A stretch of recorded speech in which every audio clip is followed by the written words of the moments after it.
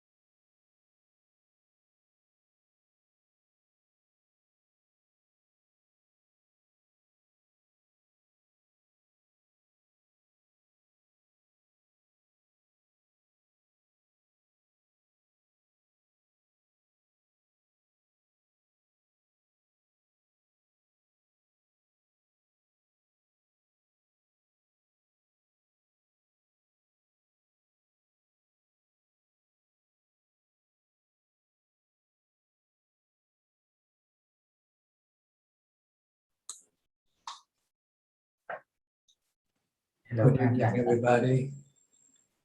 Thank you for joining our meeting tonight. So,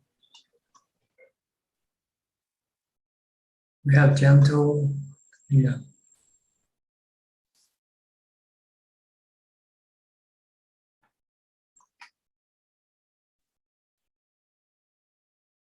Okay. Greetings to you all. I think the first person in the room tonight is Gek Yen So. Hi, Gek. What can I do for you? Good evening, Ajahn. No question, Ajahn. All right. Now go to Kok Seng.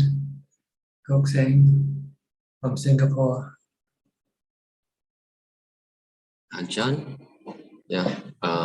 My questions tonight is about the Eightfold Path, can Ajahn please elaborate on the right effort of the Eightfold Path? Thank you, Ajahn. Right effort is simple. Just keep on practicing. Just keep practicing all the time, from the time you get up to the time you go to sleep. Yeah. Mindfulness, starting with mindfulness. I mean, there can be many interpretations, but once you practice, that's what you want to do. Just keep developing mindfulness. Stop your mind from thinking. Focus in the present. Forget about the past, forget about the future. It's all here and now. That's where you want to be. And not thinking, merely knowing. This is what you try to maintain your effort on. If you want to succeed in your meditation, if you want to get into jhana, you have to stop your thinking. You have to control your thoughts.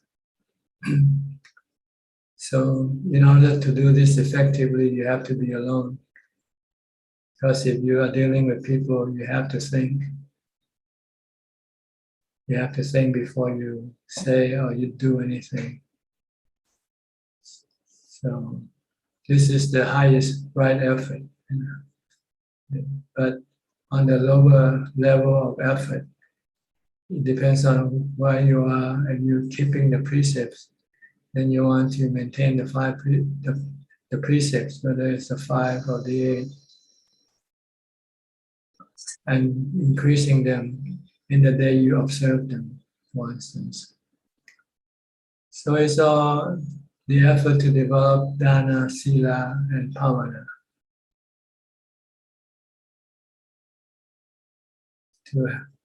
To maintain what you have acquired and then prevent it from slipping away, and increasing more of the Dhamma practice that you haven't yet succeeded. So this is mainly the right effort that you want to know. You have to fully commit yourself to the practice. if you want to have this right effort, this is the highest right effort.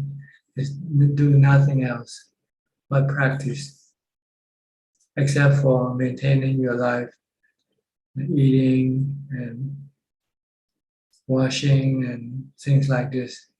But otherwise, you want to be free from other activities.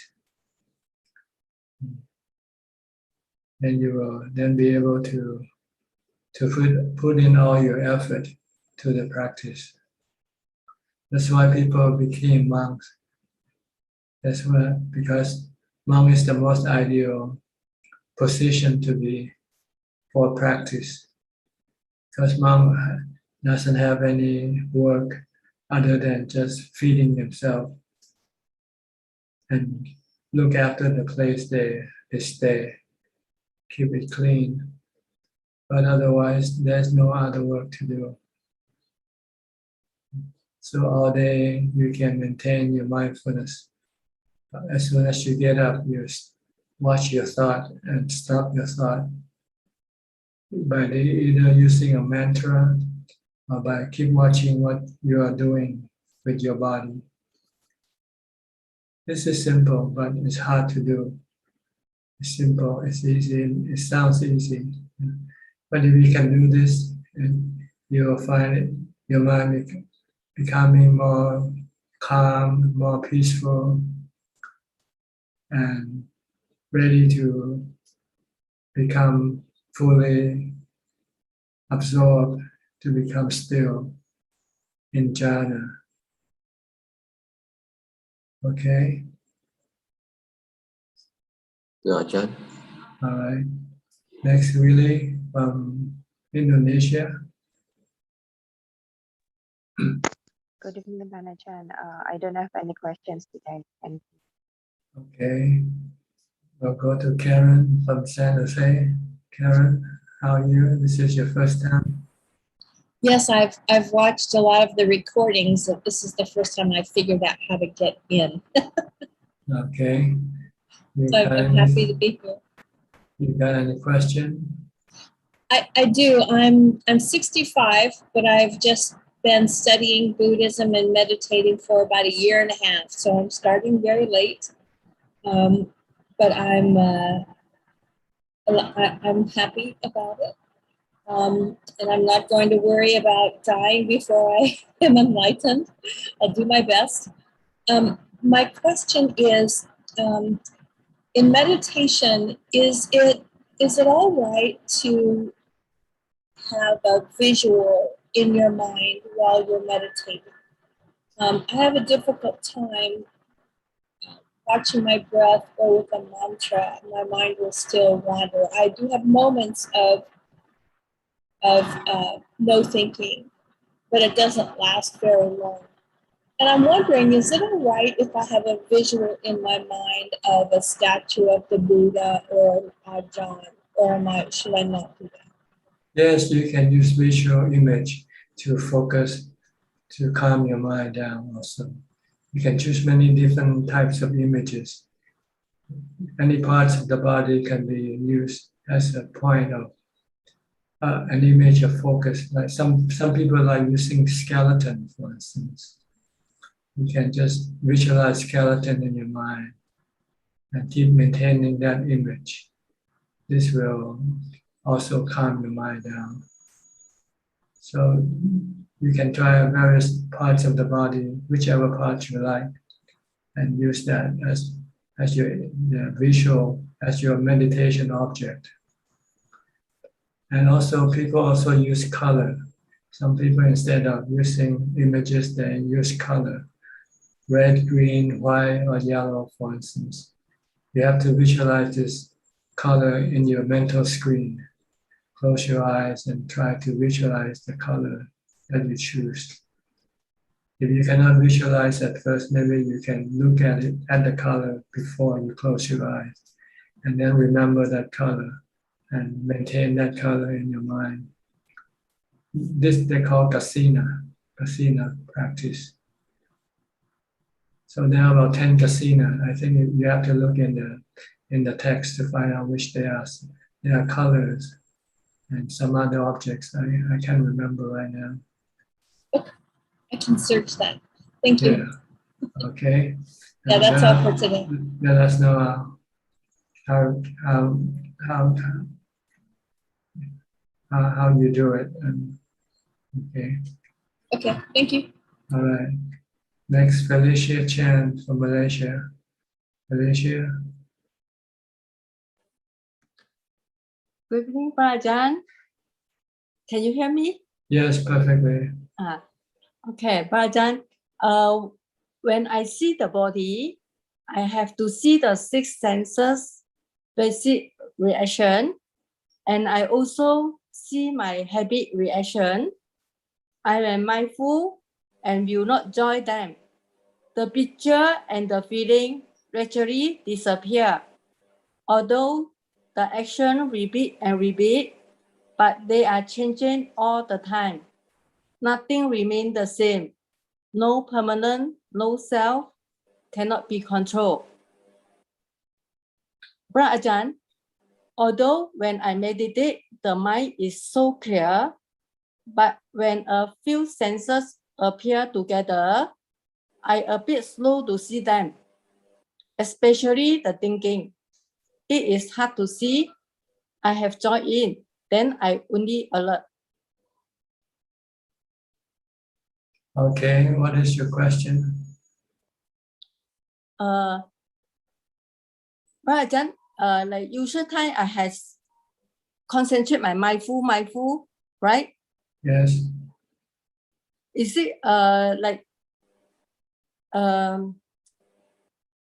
few senses appear together? I a bit slow to see them. Is it my mindful not so mindful? Is it? Your sentence, you mean words? You say sentences, right? You say sentences appear and you don't see it. Or are you talking about words or thoughts that appear and you don't see it? Sorry, I not really understand. I have to look back the video then slowly and catch what is the Prajan teaching. This is my bad karma. I couldn't understand your questions, so I don't know how to answer it. Luckily, Prajan can understand my English level. 我听不懂他讲。My daughter. Sometimes if you cannot catch your thoughts, you should just use the mantra first to. A mantra. Yeah, recite Bhutto, Bhutto, Bhutto. Then the thoughts that you cannot catch, they will stop because your mindfulness is not fast enough to catch them. So you use the mantra to stop your thoughts. To slow down your thoughts. And eventually you'll be able to see it when it comes up. When you have much more stronger mindfulness. Okay. Prajan, get me use the Bhutto. Yeah. Instead of watching your thought, use the mantra Bhutto better. Because your mindfulness is not yet sharp enough to catch your thought all the time. Okay, right. But I try to use Bhutto, but I Bhutto just about not for very long time. The Bhutto also appear. Then my mind is very concentrate at the point. I just the point. That means I alert the point. Then I lowering, and then I maintain the mindfulness like that. Practice. Yes.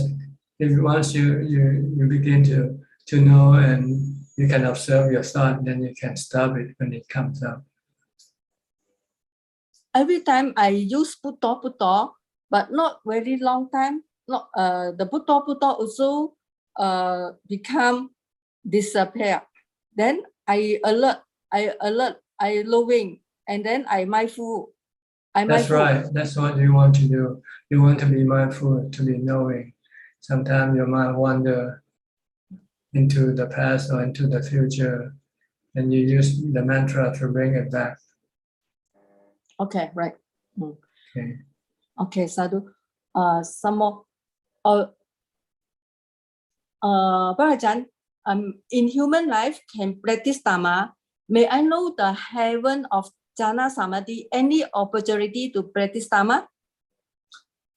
If you are in the Deva levels, you can still practice Dhamma because your mind still thinking. See? So if you can force your mind to think about Dhamma, to think about Anicca, Dukkha, Anatta, then you can still practice Dhamma in the Deva realms. But once you enter the jhana or the Brahma realm, you stop thinking. So there you cannot do any practice. If you want to practice, you have to come down from Brahma to the Deva realm and start thinking. And then teach your mind to think of Anicca, Dukkha, Anatta. But this is not important for you to know. Okay. Right now, you can do your practice right now, so don't worry about later on. Do it now, because you might finish your work before you die, and then there won't be any need to do any more practice afterwards. Okay. Barajan, I would like to ask a funny question. Regarding all day, I hear a lot of sound like insect in forest. Like Barajan say, maybe that is my past life environment memory. I agree. Currently, I stay at home. All the day, I hear the sound of insect. I feel like I am in the forest. And I have seen my past life was a Thai forest monk. I also notice myself, I prefer Thai food and like to meditate. And I'm quite fast to reach jhana. Although my body tired, I still can meditate. I will not fall asleep. But why this life I came across Dhamma so late? Well, maybe you've been distracted by some other activities, maybe by your husband or your family or other activities. So and then it might take time for you to get back to the Dhamma. It depends on your environment. See, if you're born and happen to be living near the temple and your parents took you to the temple a lot, then you might catch the Dhamma quickly. But if you're away from the temple, away from Buddhism, then it might take you a while to come back to the Dhamma. But this doesn't matter really. These are not questions you want to really indulge in. You should be more concerned about what are you doing now. The Buddha tells you to ask yourself this question. Time is just passing by. What am I doing now? So don't let the time pass by without doing any Dhamma, either studying or practicing the Dhamma, teaching of the Buddha. So this is the question you should ask yourself, rather than asking all these other questions. They're not important. Okay, thank you. All right. Sadhu. Thank you very much, Barajan. Sadhu. Okay, you're welcome. Thank you. Next, Kenneth Hunt. Kenneth from Switzerland. Hi. Hello, Ajahn. I have no questions at the moment, Ajahn. I'm just listening for now. Yeah, I saw your picture you took in Grindelwald a few years back. Sorry? I saw your picture, your photo you took in Grindelwald. Really? Yeah, in your Facebook page. Ah, okay. It just remind me I was there also in 1972, spending one night there. I remember you told me you had been there. Yeah. Yeah. So kind of bring up old memory back. Okay, very good. Yeah. Okay. You have no question, huh? No question for now, Ajahn. Thank you. Okay. Let me go to Adeline and Philip from Malaysia. Good evening, Tanajan. Good evening, Tanajan. Good Don't have any questions for now. for now. No question either. Okay. Anuraji from New Zealand. Hi, good evening, Tanajan. How are you? How's the situation? The virus situation? Is it under control now? Yeah, we are in South Thailand, so we haven't had any cases for a year. So we out of lockdown, so we can go back to work, but with some restrictions. But Auckland is coming out of restriction tonight, but still they have cases. So slow. I think the government did a very good job, shutting down early and then reducing the numbers. So yeah, it's getting better, I hope. Yeah. Do you have any question? No, I'm happy to listen in Tanajan. Thank you. Okay. And let me go to Belinda from Singapore. Hello, Tanajan. No questions for now. No questions. And go to Gary, Singapore also. Gary. Good evening, Tanajan. I have no questions for now. Thank you. Okay. Julia from Colorado. Julia. Good evening, Tanajan. Thank you so much for your practice. I've been meditating alone in silence in a little cabin. And so I just came to pay respects to Prajan. No questions today. Thank you. How's your meditation going? Well, the first 29 days of days and nights were completely silent, and the mind was very still, and so the insights were beneficial. I hope that they can benefit beings. But then I just had some things to do, like returning messages and calls. So after 29 days, then I just did 3 small sittings every day and walking a little bit. And then some of the freedom remained, but some of the concentration wore off. And so it was like the conditions that were set in motion before the 29 days of silence, sit, walk, those things stayed in motion. And so I had to return the messages and return the phone calls. And there's one book project that I was editing that maybe needs some revisions now. And so I'm going to do another month of complete silent sitting and walking.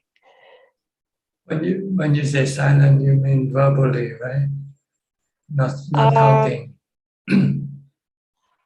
I mean, or mentally. I mean, if mentally, then you should stop thinking. I mean that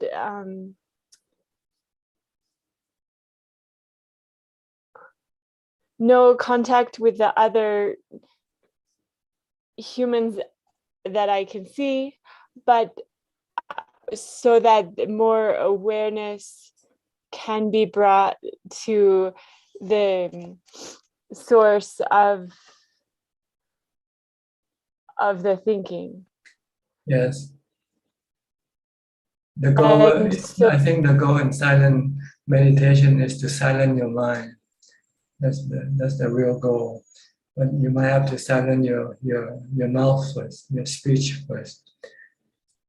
But then by being silent by way of speech doesn't mean that you're silent mentally either. You can still be thinking, and if you should be writing or doing something, it means you're still thinking. Yeah. Yeah, the first 29 days I did not take any notes, I did not read, and my only purposeful thoughts were the positive aspirations with the metta in the evening, and making a positive aspiration in the morning. But still, some thoughts were coming, and so there was practice with those thoughts. But the past few weeks, then, yeah, it's been a lot more thinking. Yeah, I will take that advice. Yeah, you have to sit a lot to really stop thinking completely. You need to, your body first has to be still, physically and verbally. Then you can still your mental, your thoughts. So you have to have the three become completely still. Your body, your speech, and your mind, eventually. This is just a pointer, that's why. Sometimes people forget, they only look at the body and the speech, and they forget the mind. Yeah. I see some people taking silent vow, but they still communicate by writing. So that's really, running against the purpose. The purpose is to silence your thought, to stop your. But if you still communicate by writing, you're still using your thoughts to write your communication, your messages. Yeah. I know a monk practice like that. Anytime he wants to communicate with us, he writes on a piece of paper. I say, what's the point? Why not just say it? Because you're using your mind anyway, right? Why make it difficult? Yeah. But because he thought that this is the way of practice, to have silent speech, and then this will somehow bring benefit. Right. It helps you to, it blocks your mind from using the speech as a way out. But it can still think inside without coming out to the body or to the speech. Yeah. Yeah. So the goal is to silence your mind by mindfulness, using mindfulness. And you can really silence your mind by sitting, if you can, by watching your breath or reciting a mantra, or like the other lady Karen, you can visualize an image. But the goal is to stop thinking. And your mind will become completely calm, peaceful, and happy. Okay, nice talking to you. Keep up your practice. Thank you, Ajahn. Okay. Well, let me go to Nannapat from Thailand. Nannapat, you have any questions?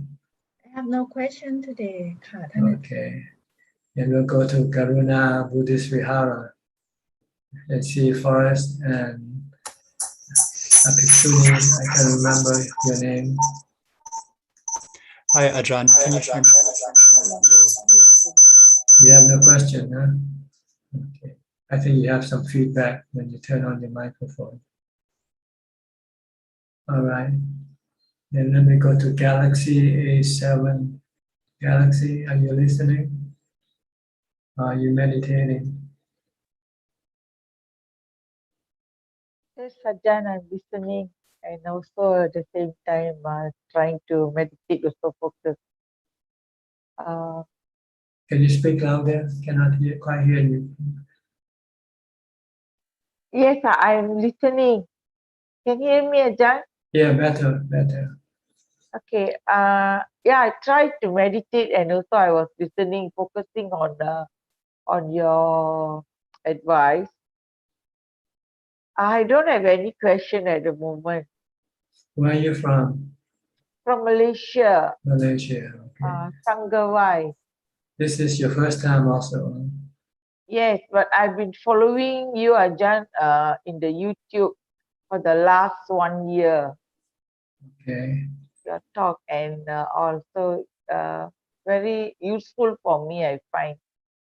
Okay. Happy to hear that. Really helps me a lot. Happy to be of service. Yes, Ajahn, I can't hear. Happy to be of service to you. Yes, Ajahn, thank you, Ajahn. I'm same way, Ajahn.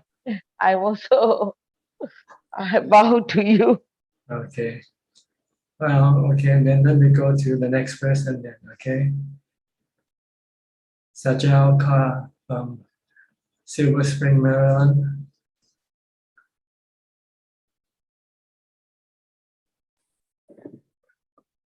Good morning from here, Tanajan. Thank you for your teaching, and I think my practice is very average, and actually marginally just listening to talks, and this 2 hours today is probably the best Dhamma this thing I'll have for the whole week, and I think I have nobody else to blame but myself, that my afflictions and stuff are all in here, and I think all the teachings in the world is still, I think, in a logic level. So as a result, to practice, I really have to drop the things, and if I want to wrap up everything, I need probably many more lives to wrap up the responsibilities that I have, and I'm kind of defining myself and tying myself up with all these things, and it's like I need to run away, and it's like a very unhappy situation. But all the things that you lay out so logically that it's a regret that I do more about talking than actually doing, and following the things from strength, and I think that's where I stand right now. But I feel unhappy, but I think I'll stick to the precepts, and however many I can keep, and continue. And thank you for your teaching. I have no questions today. You have to set up a resolution. That you're gonna do this, you're gonna do that, and try to stick to your resolution. If you don't set up a resolution, then you won't be doing it. So you can say, I'm gonna be mindful as much as possible, for instance. I'm gonna try to recite the mantra for as much as possible, or as long as possible during my waking hours. You have to set up a goal, and then you can then try to reach for it. If you don't have a goal, then you sort of take it easy, doing anything you want to do. Didn't you say at some point that does it make sense to schedule it? For example, suppose I put in my day-to-day calendar that these are the hours I'm going to dedicate, kind of walk away from it and practice, whether it's walking or mindfulness or chanting. Is that what people also do or not? Yes, you have to set up schedule. Every day you have schedule. You do a certain thing at a certain time, right? You eat at a certain time. That's schedule already. So you just have to add the Dhamma activity into your schedule as well. Yeah, I think I have not been doing that. What I was thinking is like a broad says 24 hours a day, but I'm not a monk, and so I think if I do it this way, that I at least know that these hours are allocated for this purpose, even though it's kind of very not very general enough. But I think still probably I think it will help. I can understand that. Thank you. Yeah, if you want to get any Dhamma, you have to include the Dhamma in your activity. In your daily activity. Even though you're not a monk, at least you can provide a certain slot for the Dhamma practice, right? We all have 24 hours, the same, whether monks or lay person. It just depends on how you manage your hours. So if you manage your hours for Dhamma practice, then you get a lot of Dhamma results. If you don't have Dhamma practice, then you don't get any Dhamma result. Studying doesn't give you the results. Studying only tells you what to do. To get the result, you have to do the practice once you know what you have to do. Okay. Thank you, Dhanachan. Thank you. All right. Okay, well, back to Karuna Buddhist Vihara again. In California, right? Northern California. Yes, Tanajan. We're in the Santa Cruz Mountains between San Jose and Santa Cruz. Okay. And north of Monterey, is that north of Monterey, Santa Cruz? It is north of Monterey. only about half an hour from Monterey, Big Sur. Can you hear me?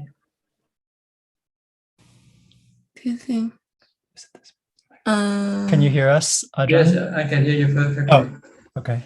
Okay. I was saying that Santa Cruz is north of Monterey and Big Sur, Yes. around that area. That's right. And our place is north of that, closer to like Los Gatos and San Jose. Okay. But we're in the mountains. All right. Yeah. And I'm Santusika. Thank you so much for letting us join you. And I have kind of a general question. Can I ask a question about Anapanasati? Sure. Please go ahead. So I've been using it for a long time and teaching about it, but I'm curious, like to me, it seems like the first 10 instructions are really the build up to go into samadhi. And it seems like it's useful calming the body and then calming the activity of the mind and then, gladdening the mind and then hopefully entering samadhi. Do you think it seems to me like it's useful to use the instructions in order? Does it seem that way to you? I mean, do you have any advice about using Anapanasati? Yes. When you do Anapanasati, you just focus on your breath. And all these other things will come after it. So you're not supposed to be forcing it to come up, but all you need to do is just focus on your breath, and all these other things will follow suit. Okay.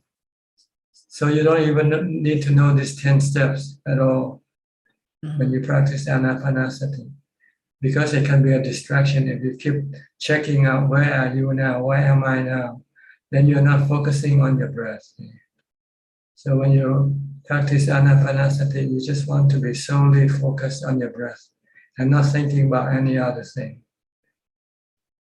Okay, thank you. Try that. Try just watch your breath at the tip of the nose, where the air comes into contact with the body, at the tip of your nose, and stay at that point. Don't move away to other point. Just stay fixed at that point.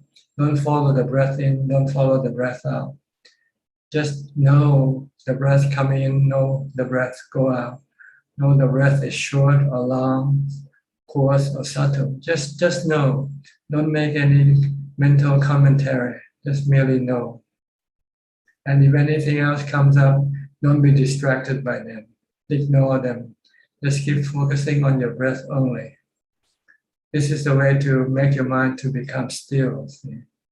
And if the breath should disappear and you cannot see the breath, then just watch the emptiness. And okay. Just don't think, don't talk to yourself, what happened now? What am I going to do now when there's no breath? Well, just keep watching the same point where you were. If there's nothing to watch, then just watch the emptiness. And watch that, make sure that you are not thinking about anything. Thank you, Ajahn. Okay. I think Forrest had questions. All right. Ajahn, can I ask a couple questions? My first one is, sometimes if I make a little bit of progress or knowledge about the Dhamma, then I start developing pride about that. Should I do something about the pride? Just merely know, just be a detached observer. Don't be happy or be sad, because if you're happy, then the next time you're not getting anything, you can become sad. Just know that you are improving or you're not improving, and don't react to your improvement or you're not improving. Just merely know. Okay. And then one more question. So now I'm staying here at the monastery for 1 month, and I'm not worrying as much about other people, but I still worry sometimes about my family and friends. Is it ever helpful to worry, or should I just, whenever I start worrying, just immediately try to stop it? You can stop it by contemplating on the 3 characteristics of existence, that we are all subjected to aging, sickness, and death, regardless of where we are, So there's no point to worry about them. And because if they're gonna get sick, they're gonna get sick. If they're gonna die, they're gonna die. Because they are anatta, they are not under your control. Mm-hmm. This way will stop you from thinking about them. Or if you cannot yet think like this, then you can use a mantra to stop you think. But every time you think about them, just recite a mantra or do some chanting to to pull your mind away from the thinking about your parents. So there's 2 methods, either by mindfulness or by wisdom, vipassana. Vipassana is to see that everything is impermanent. People, things, eventually they fall apart. They die, Yeah. No matter how well you look after them, how well you care for them, you won't stop this process. Once you can see this and accept it, then you stop worrying about them, because it doesn't do you any good. It won't change anything. Yeah. Okay. Thank you, Tanajan. All right. Question, Andy. Yes, please. Go ahead. Hi, Ajahn. I'm Andy. I also have a question. When practicing right effort, in which ways using willpower is useful, and in which ways it is more of like an obstacle? Well, you need willpower to push you to do the practice. You have to tell yourself, oh, now this is time for me to do walking meditation. And your mind say, oh, I don't want to. Then you use your willpower to force it to do it. Okay. But willpower alone isn't enough. You need willpower to push, to get you to do the practice. And once you do the practice, then you will get the result from your practice. Okay. Thank you. Thank you. All right. Then let me go to Kirian Duong from London. Hello, Tanajan. I'm better. I've got the clearance to enter Thailand this morning. The last thing I'm doing now is only to finalize the booking of the hotel for the quarantine. Yeah. You have to quarantine for 2 weeks. Yes. Okay. How long you expect to stay in Thailand? 3 months? Officially, the visa, that's what I had problem this morning, was to change the visa, the ticket, because at first I booked a 3 months ticket, and officially I am allowed only 45 days, including the quarantine. So I had to change the ticket back to 40 days, and then hopefully I will be able to extend the visa or the stay when I'm there. So I will have to extend the ticket. So I hope I will have a bit more than 3 months. Yeah, but I already promised to be back on 22nd of December, so it'll be short of 3 months. Okay, that's good. And during this time, I just realized that somehow the anger actually helps, because when people persuaded me, I got angry because they don't understand, and the more they persuade me, the more determined I become. And I realized that I was thinking, oh, they had like sometimes like a clay head before, but actually I realized that it's myself having clay head, hoping to convert clay heads.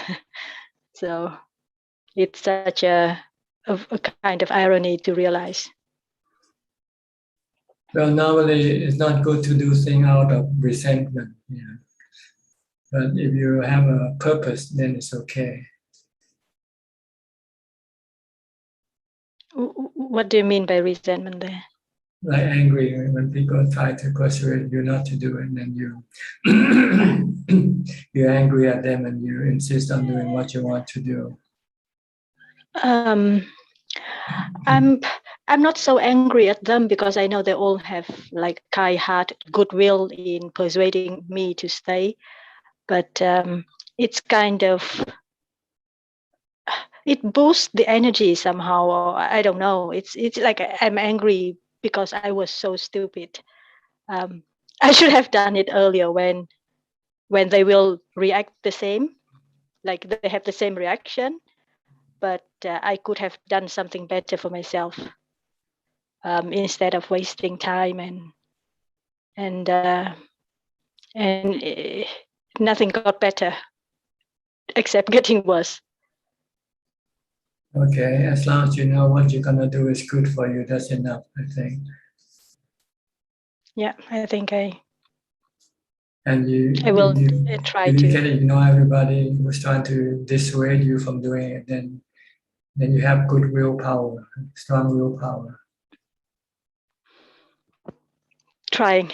Actually, they boost my willpower. Actually, Okay. so yeah. Good. We'll see how it works out. That is the thing. Before I kind of understood, but I didn't get it fully when Luang Ta said that one of the things is the monks they wanted to disrobe because they think they will be the burden for the sangha, and now it's like that is the thing I'm scared of. I'm okay now. It's free. Like when I was prohibited, I wanted to have the freedom to go. Now now kind of I can go. Then I'm worried. Oh, maybe I cannot do anything good. Well, just don't worry about it. Yeah, cross the bridge when you come to it. Yeah, but I know that I will be much happier. I whatever achievement I don't know, but surely I'll be much more happier. We'll see. Yeah, you never know. What you expect might not turn out to be what you expected. Sure. So have an open mind. Whatever happens, happens, and try to deal with it when you get to it better. Yeah. Sometimes you paint a rosy picture, and when you get to the place, it's completely different, and this might make you discourage you. So try not to be discouraged by whatever, because maybe the picture that you painted now and the picture that you'll see might not be the same. Yeah. As long as you focus on your mindfulness and on your own practice, and everything will fall into place, I believe. Yeah. Thank you very much, Thanachan. Okay, just don't forget mindfulness. Don't forget anicca. The two things will help you make your mind strong and make your mind able to cope with everything that happens. Yeah. Everything is anicca, uncertain. You don't know what's going to happen really. So you try to cope with it when it comes with mindfulness, with a calm mind. Okay? Yeah. Thank you. All right. Next, Alvin Lee from Malaysia, Kuala Lumpur. Good evening, Tanajan. Tanajan, I just have one question. I think you mentioned before, Upeka only comes into picture on the fourth jhana and onwards. Am I correct? Yes. Okay, so fourth, fifth, up to the eighth jhana, Upeka. Yes, I think so. I haven't reached those jhanas, but I think that I think they have Ubeka basically as the foundation of the mind. Okay, just want to confirm that. Thanks. But you don't need to go above the fourth jhana. Once you got the fourth jhana, it's good enough to just try to immerse your mind in that jhana for as long as possible. Because the longer you immerse in the jhana, the stronger will be your equanimity, your ubeka. So that when you come out of your meditation, it will last longer. Then you can use the mind with equanimity to fight your defilements, to get rid of your defilement. But you need the wisdom to tell you that your defilement will only lead you to dukkha or suffering. Because everything that your defilement wants, they are all temporary, they are all impermanent, and they are not always under your control. Sooner or later, what you get, you will lose them. You'll lose, and when you lose them, then you'll feel sad. So if you don't get them from the first place, then you won't feel sad because you won't lose. When you got nothing to lose, right? Correct. Okay. Remind yourself this: if you got nothing to lose, and you're happy now. If you have equanimity, you're happy with nothing. So why try to bring something in to cause you suffering later on? Yes. This is how you use vipassana. This is how you teach your mind to stop grasping, acquiring things, and just live alone, just be alone and be happy with nothing. Because that's the real happiness. Nibbana is the supreme nothingness. Nibbana is the supreme happiness. Nibbanam paramang sukham. Nibbanam paramang sunyam. Supreme nothingness. Nothing, you have nothing. The mind, not even the body. The mind can exist happily without anything. But right now the mind is driven by ignorance or delusion. It thinks that it needs to have something to make it happy. But that something always make it unhappy later on because that something is always impermanent. So this is what you want to teach your mind. Every time your mind wants to go after something, tells it that it's actually going after suffering, not happiness. Because the happiness you get is short-lived. It doesn't last. And when it disappears, then your unhappiness will come in. Your sadness will come in. So, Tanajan, when you said about when you immerse in the upeka for a long time, that means when you get out of it, you will be able to fight the defilements. Even if we go through our daily activities, I think that upeka, the strength of the upeka, will be able to continue for Oh wow! It will eventually disappear. Then you have to return into samadhi again. I see. Thanks. So, but if you are living alone, then you won't have to do a lot of activities. You don't have to do a lot of mental activities. Then your ubeka will remain longer. The less you think, then the less you will disturb your ubeka. So sometimes if you're living alone and practice, when you come out, you try to maintain mindfulness again. Try to use a mantra or try to force your mind to keep watching your body in order to prevent your mind from thinking. Right. Because as soon as you start to think, especially when you think with the defilement, then it will dissipate or erode your ubeka. But if you think with Dhamma, it won't erode your ubeka. If you think everything is impermanent, everything is anatta, everything will give you suffering sooner or later, this kind of thinking will not erode your ubeka. But if you think, I want more money, I want more fame, then this will erode your ubeka.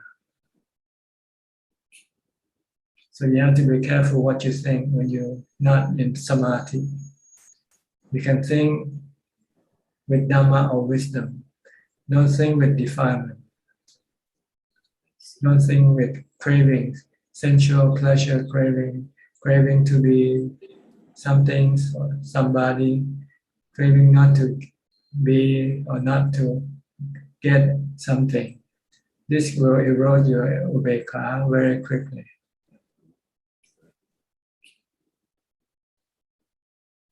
Okay. Okay, thanks, Dhammatalk. All right. Next, Johanna from Singapore. Good evening, Ajahn. I'm from Indonesia, Ajahn. Indonesia, I'm sorry. Yes. Happy to see you today, Ajahn. Wish you happy and healthy. Ajahn, I want to ask, while meditating, is it good or bad if an insight pop up between the breath? How do we treat the insight correctly? We cannot contemplate on it while watching the breath, right, Ajahn? Don't worry about anything that comes up when you meditate. Just keep watching your breath and ignore everything. Yes. Ajahn, the insight is I realized that I have been hoping for progress while at the same time focusing on my breath. I guess it is not good to expect anything while meditating. Ajahn, may Ajahn please give some advice about this? Yes, don't expect anything. Just keep focusing, watching your breath alone, only, and everything will come out better eventually. Just don't expect. Yes, so Don't every wish. time the expectation comes up, then I have to ignore it. Right? Yeah. Just keep watching your breath. Okay. Yeah. Ajahn, I have another question. If we want to ordain in our next life, do we have to collect a lot amount of good karma to support our ordained life at our next life? You can ordain in this life. Why wait for next life?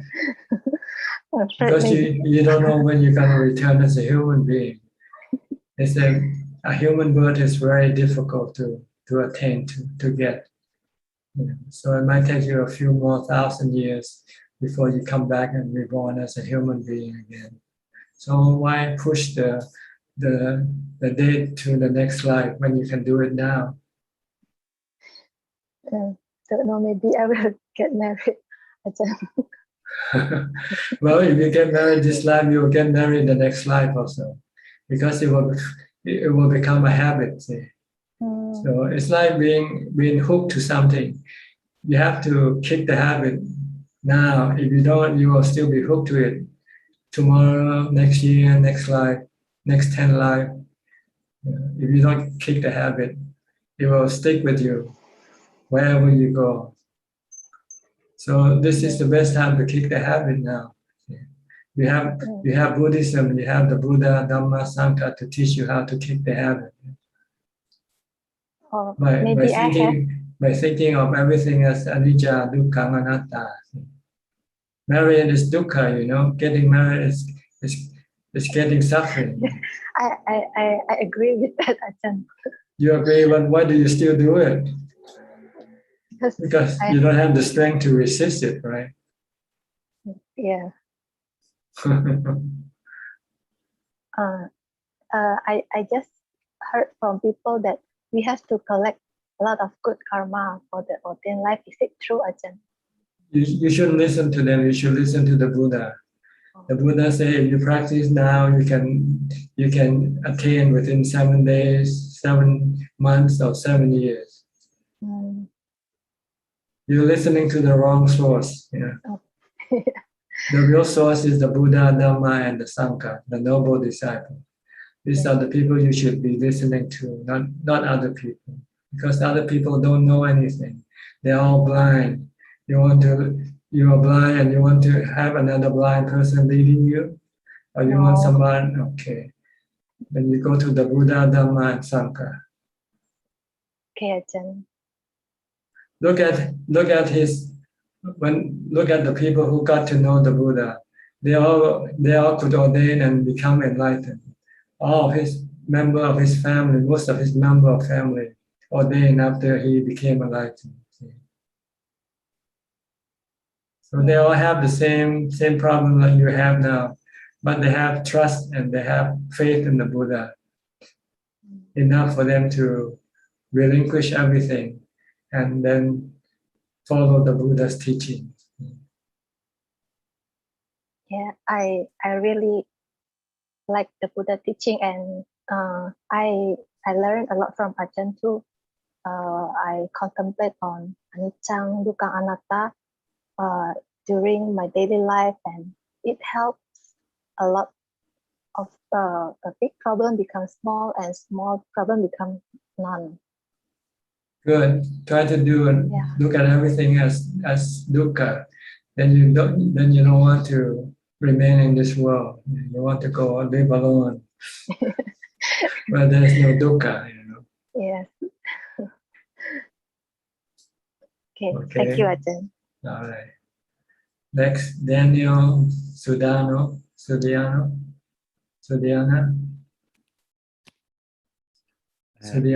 Okay. Tanajan, yeah, thank you. Yeah, this is the first time I joined this Zoom meeting, but I have actually followed Tanajan as well. I have one question.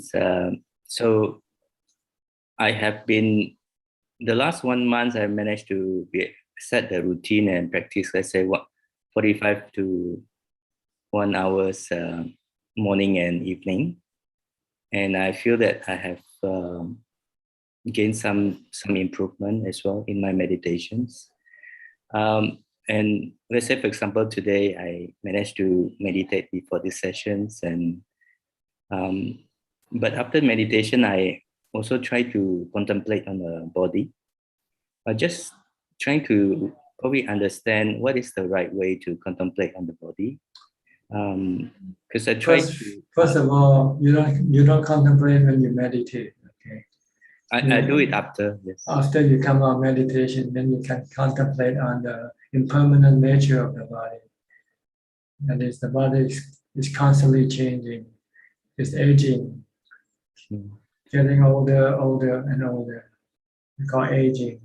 Then it will get sick. Then it will die. And you also contemplate on the no-self nature of the body. It means that you're not the body. You are the mind who just happened to possess this body, like you possess an automobile. So you have to know this. You have to separate yourself from the body.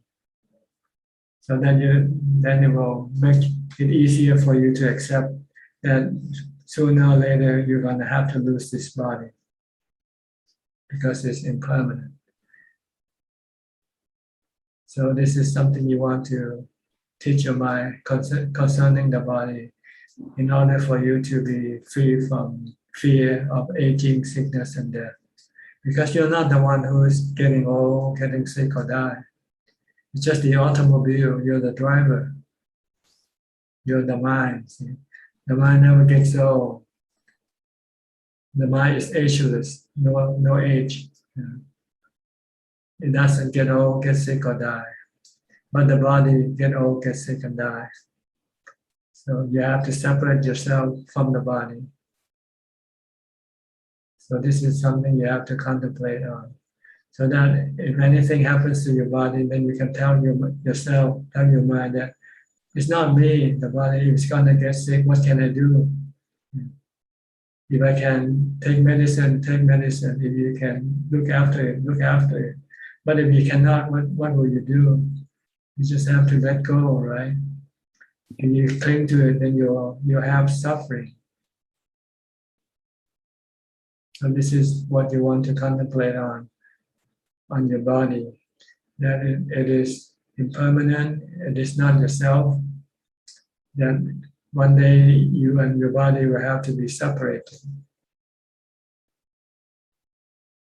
And also you want to contemplate on the loathsomeness of the body, the repulsive aspect of the body. Because under the skin there are so many things that you don't see, and it's not good to look at.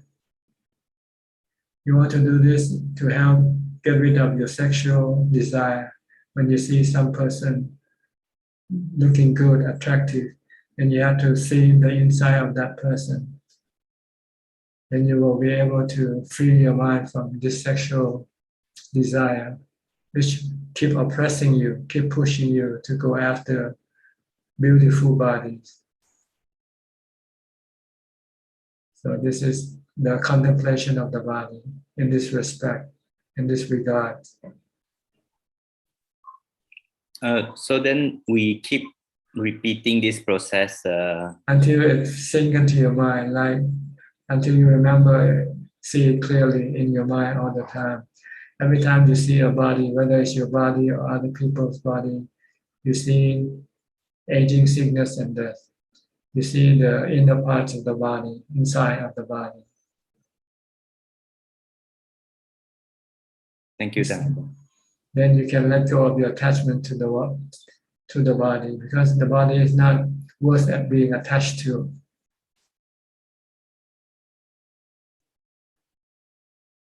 All right? Yeah, thank you. Okay, good. Lillian from Bangkok.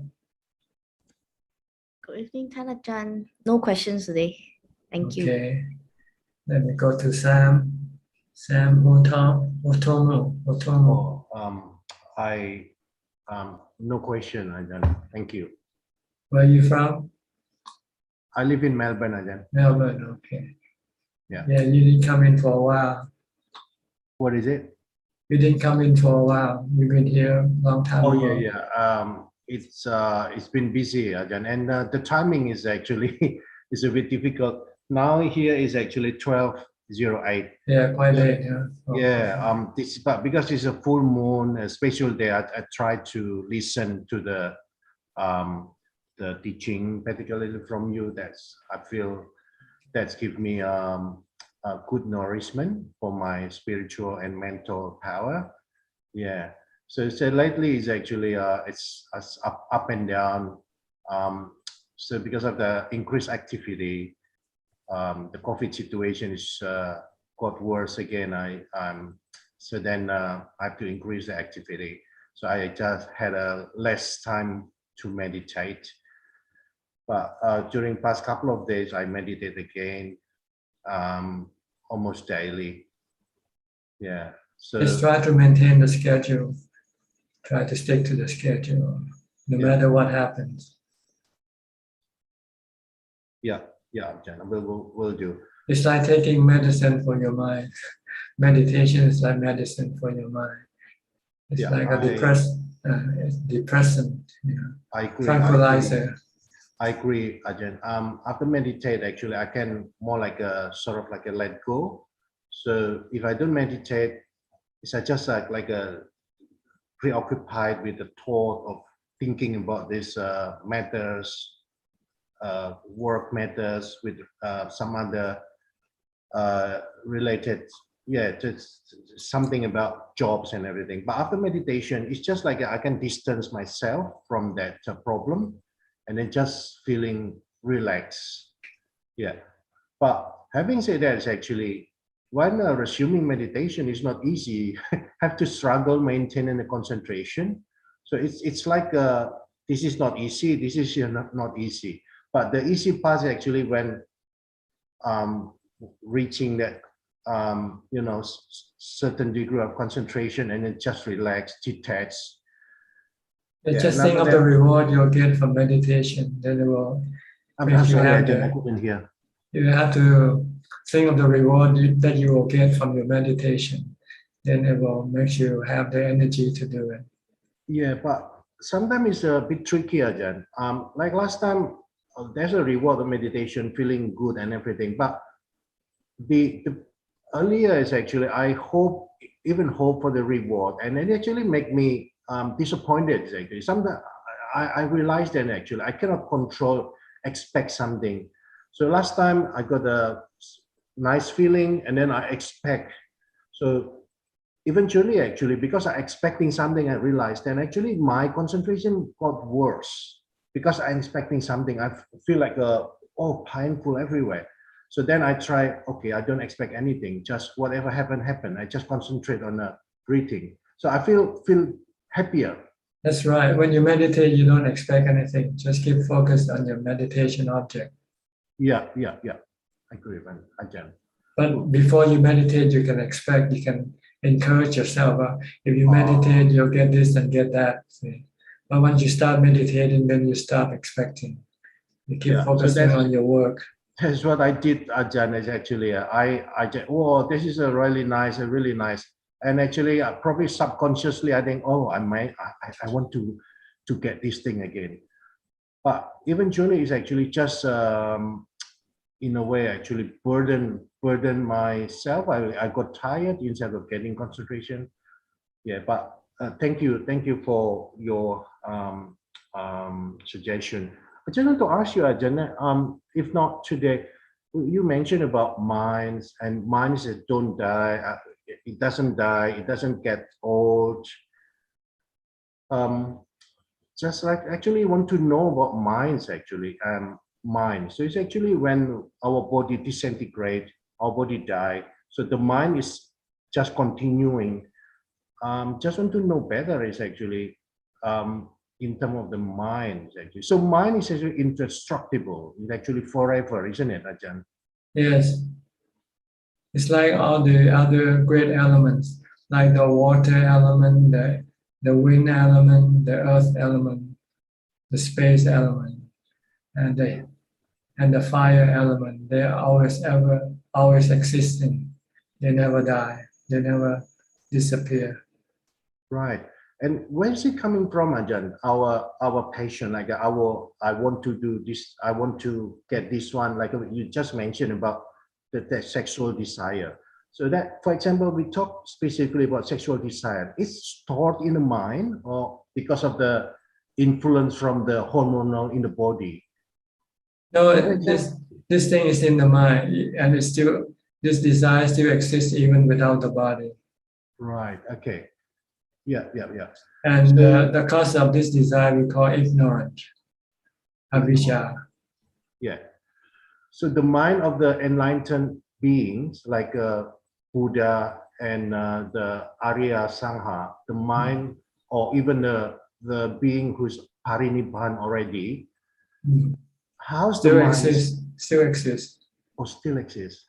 But they don't connect with anybody, so yeah, they don't have a body to look after, like we do. Yeah. With meditation, it's just only detaching from the body, or we learn more about the mind. Is that through meditation, Ajahn? Yes, if you can completely absorb yourself to become still, then the mind will be temporarily detached from your body. But how we know more about the mind is actually, if we haven't reaching the enlightenment. So we by experience, by practice. By experience. Yeah. Even we haven't, yes, you start to see the problem. What's the problem of the mind is. Once you get jhana, then you'll see the nature, the true nature of the mind when it is without defilement. Yeah. And then when the defilements start to kick in, then you can see what makes the mind become unhappy and so forth.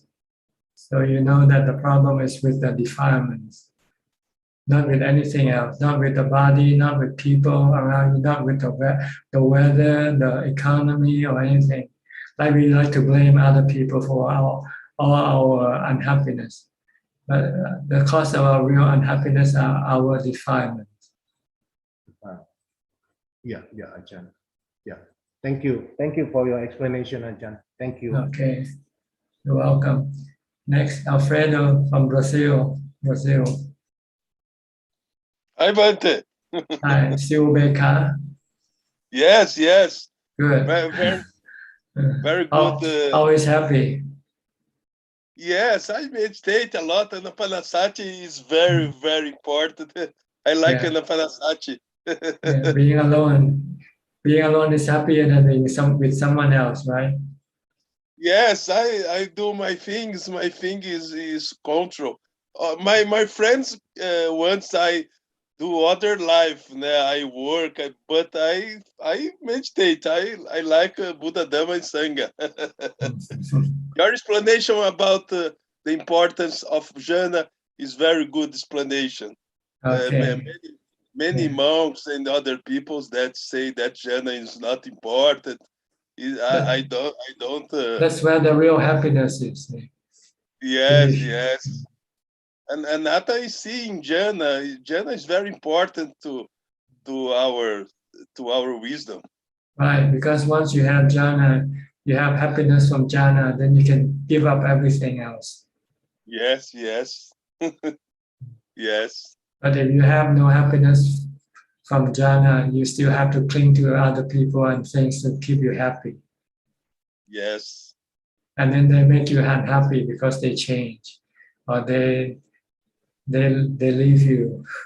Then you become sad again. Yes. I am more opaque.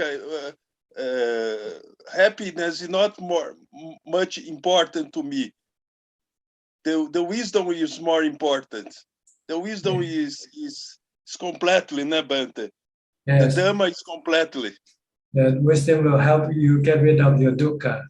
And when there's no dukkha, then you have happiness. Yes. Okay. Nice seeing you again. What? Nice to see you today. Oh, nice to see you too. Okay. The pandemic is more control. It's very good. Okay. All right, let me go to the next person then, okay? Okay, thanks. All right. Say Yuan. Say or see Yuan. Hello, Ajahn. From Singapore? Yes, I'm from Singapore. This is my second session. I joined last week as well. Yeah, I just want to ask Ajahn, you were saying about getting married and how it's headed. So I find it very relatable because a lot of people my age are getting married now. So sometimes looking at them, there's this feeling of missing out and then this desire for companionship. So wonder if Ajahn has any advice to this kind of thinking and thoughts. And it's easier when seeing Ajahns like attending talks, but then sometimes when at work, during daily life, then sometimes it gets a little hard, the feelings. Well, you only think of the positive side of marriage. You don't look at the negative side. See, everything is like a coin. It has two sides. So you have to try to look at the other side, the downside, not just the upside. Marriage can be happy and it can also be hell. It depends on how things works out, you know. And there will be hell later on, for sure. It might be heaven first when you get married. But after a while, things will start to change and hell will start to come into your life. That's why people got divorced, right? Because they lost the heaven they get from marriage. And they got hell instead. So they don't want hell, so they get a divorce. See, you have to think like this in order to prevent yourself from falling into the trap of marriage. But if you look at the positive side, you look at the other people, oh, they're a good couple, nice couple, they're happy couple, they're happy family. But you only see half of the story. You don't look at the other half of the story. Thank you, Ajahn. We'll contemplate. Also, Okay. another question, Ajahn. How Okay. to develop strength to overcome sensual desire and sensual pleasures, especially if we haven't have the high happiness of jhanas and very deep samadhi. How do we gradually cultivate this strength? Well, you just have to cultivate mindfulness. Yeah. Once you have mindfulness, then you can get into jhana. Yeah. So you have to train yourself in mindfulness from the time you get up in the morning. Don't let your mind be free. Control your mind with a mantra, or forcing your mind to keep watching what you are doing at the moment with your body. Then you will have strong mindfulness, and when you sit and meditate, then you can get into some calm, some peace of mind.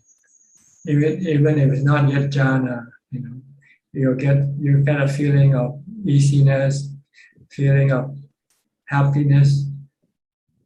Then you can then replace this happiness with the happiness you get from sensual pleasure.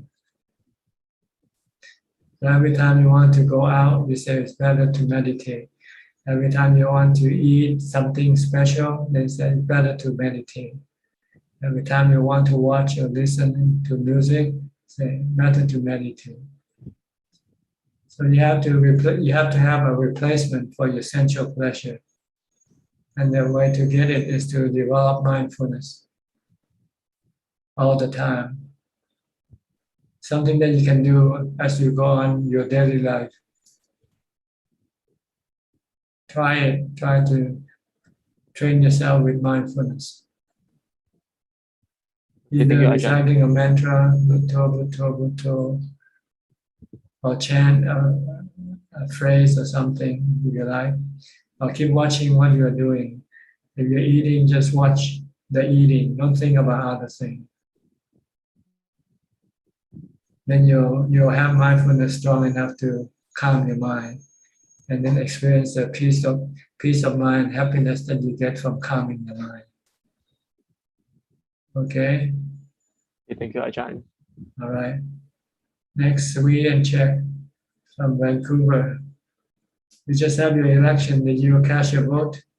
Wow, Ajahn, you're so up to date. Well, everything is on the screen, you just turn on. I didn't expect you know about our election, Ajahn. Yeah, we did cast our vote. The mail in, Ajahn. Yeah. Not like in, we do the mail in. You happy with the result?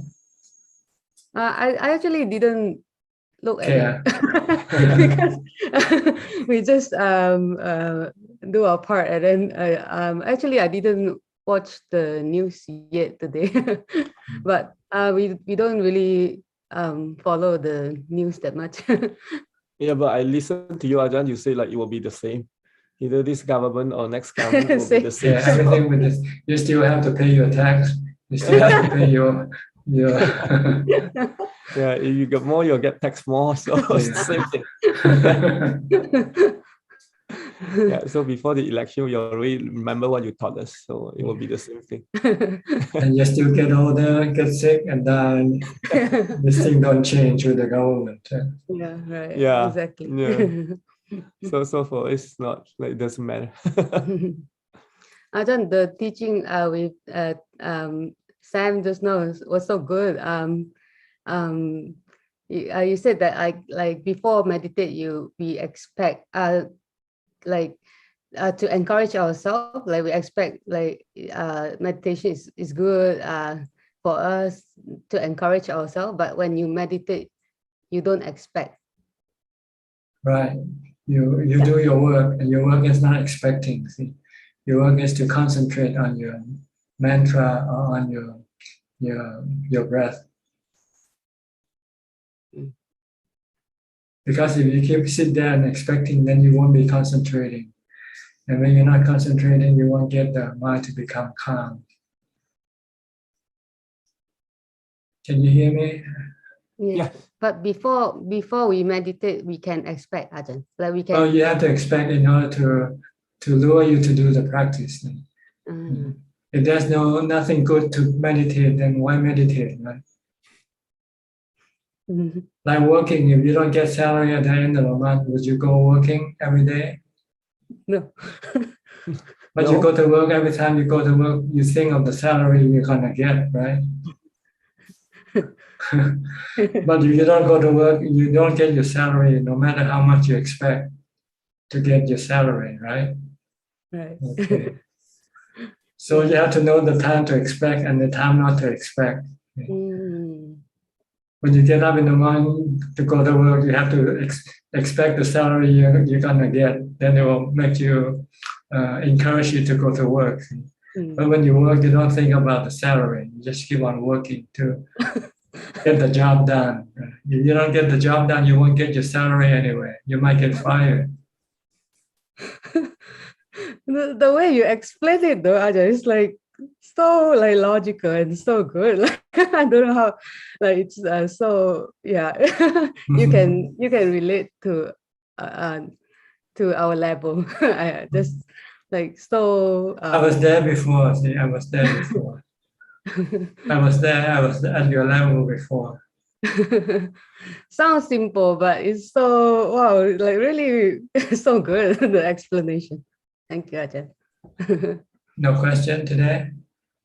No, but yeah, really, yeah, just blow my mind, Ajahn, your explanation. So simple yet so profound. Okay. Thank you, Ajahn. Okay, let me go to Yu from Colombo. I'm not sure if I pronounced your name right. Can you speak louder or closer to the microphone? Cannot hear you. Can you hear me, Ajahn? Yeah, better. Go ahead. Right. Ajahn, thank you. This is actually, I accidentally saw your invitation on the Facebook. Thank you for today's talk. This is my third time for joining today. And Ajahn, actually, I have a question. I have a few questions, but I will ask two questions. Ajahn, a lot of Sri Lankan people, they go behind Abhidhamma, and they always think that Abhidhamma, if someone doesn't know Abhidhamma, they can't become an Arahanto, they can't become Arya, they even can't enter to the stream level. So is it true that Abhidhamma is necessary, or is it a teaching from of Buddha? Well, to learn something that is necessary is good, but to learn anything more than that is not important. And all you have to know is learn how to do the practice. So I think you should just learn the four foundation of mindfulness should be enough. You don't have to study the whole Abhidhamma canon, you know. Just study the four foundation of mindfulness. It will teach you how to develop mindfulness, how to develop samadhi, and how to develop wisdom. Then once you become enlightened, then you get to understand all the other Dhamma in the Abhidhamma without having to study from the Abhidhamma. Thank you, Ajahn. Ajahn, my second question is actually, I want to become a monk this lifetime. And that is my final target and objective. But as of now, I have two kids. One is 2.5-year old and one is 9 years old. I want to get them self what do you call, get them to grow for up to some level, and then I most of the time I will be leaving the lay life.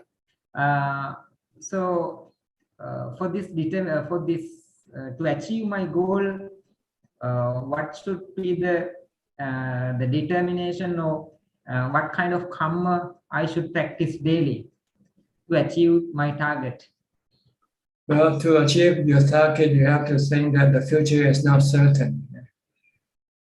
What you plan might not work, might not happen. Maybe you should die first, or they should die first. If you think like this, then you might change your plan.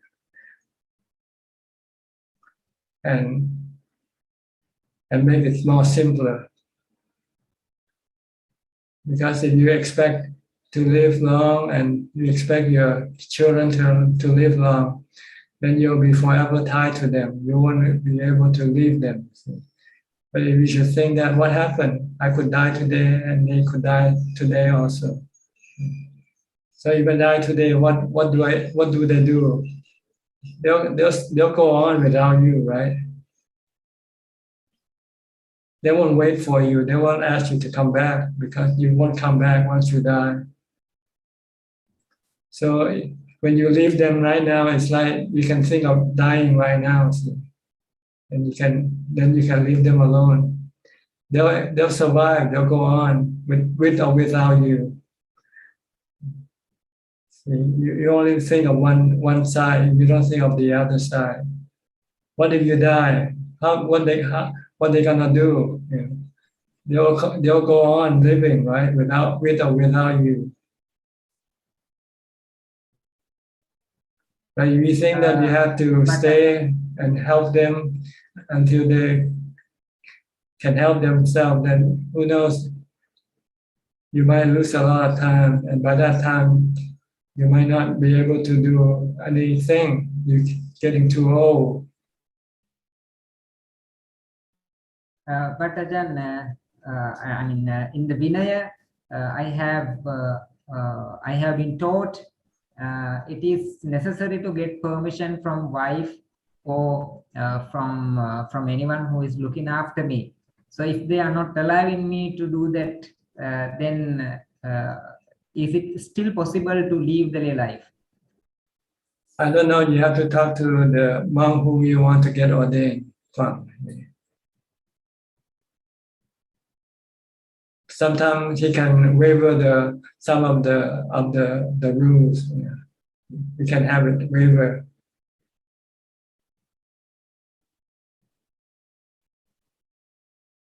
Sorry, Ajahn, I didn't get you. If you want to become a monk, you have to talk to the person who's gonna ordain you. Okay. You might be able to bargain with him. Okay. Sadhu. Okay. And if you cannot become a monk, you can still practice. You can live as an 8th preceptor. Okay. And if you show yourself to be promising, maybe the monk will then help you to get ordained. Thank you, Ajahn. As of now, actually, I'm teaching Dhamma also to lay people, small kids. I'm doing meditation classes for them, guided meditation on Thursday night, and I'm studying Dhamma as much as I could. So that is how I'm living. But still, I mean, with the family attachment, it's very hard to practice like the way I want. Yes, you have to practice more, because when you have more Dhamma, then you will have the ability to get rid of your attachment.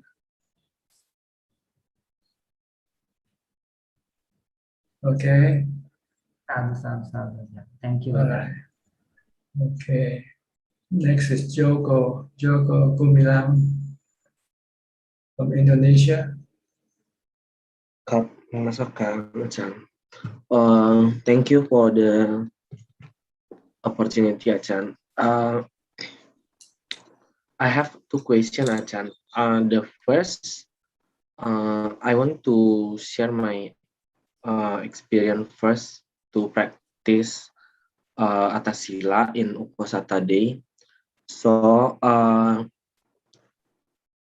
in the when I practice Atasila, I think sometimes I still can sing because I like to sing. But when I read the first sentence of the lyric, I then realize, oh, today I practice, so I have to. I'm not allowed to sing. But it also happened in the other day when I don't practice Ajahn. So when I sing and then I think on myself, oh, is this the day of practice? And then when I realized that today I don't practice, I just sing like the other day. And what I find out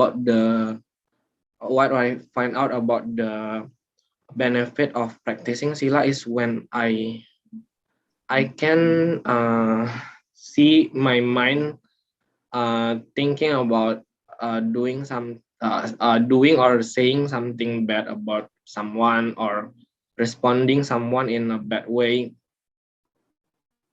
But when in real situation, I'm trying to respond it in a good way because I think that probably I will hurt or do something bad to the others.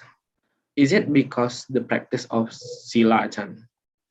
Yes, because when you keep the sila, you don't want to hurt other people by what you do or what you say. Yes, but I see when my mind thinking about responding in bad way to the other people, and I just think, oh, how could I think this way? But I just realized, oh, this is not good, and when I have to face the real situation, I think that, oh, this is not good. So I then respond in a good way. That's right. The precept will help to change your bad ways into good ways. But it still appear in our mind, right, Achan? Yes, but eventually it will disappear because you keep you don't follow what your mind tell you to do. Then eventually it will stop. Okay. Yes. Thank you, Achan. And the second question is,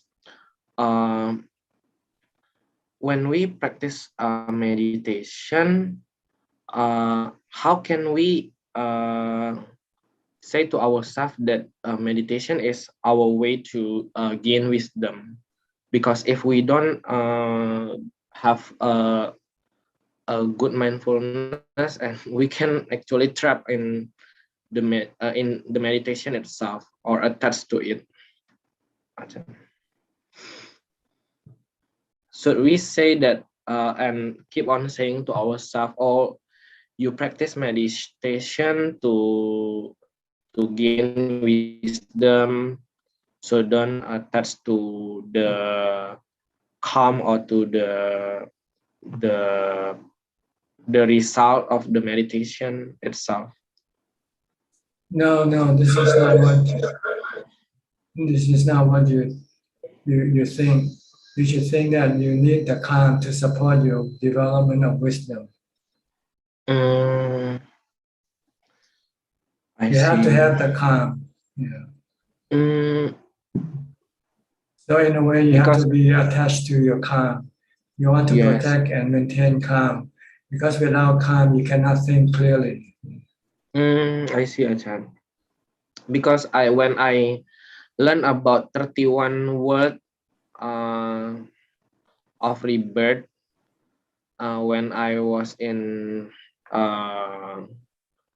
when I still study at school, my teacher and lecturer said, if you attach to your meditation and just focus to gain or achieve jhana, you will just reborn in probably the the Brahma world, and it's a very long time.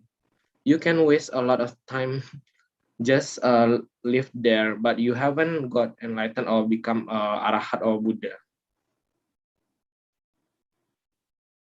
Yes, that's why you have to develop wisdom after you come out of jhana.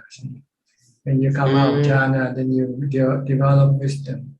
If you just practice only jhana, then you get stuck there. But I you see. first, once you have jhana, then you will have to teach yourself to have wisdom, to develop wisdom by thinking of anicca, dukkha, anatta. Yes, yes. So these are two steps. First, get jhana. Once you have jhana, then start thinking about anicca, dukkha, anatta.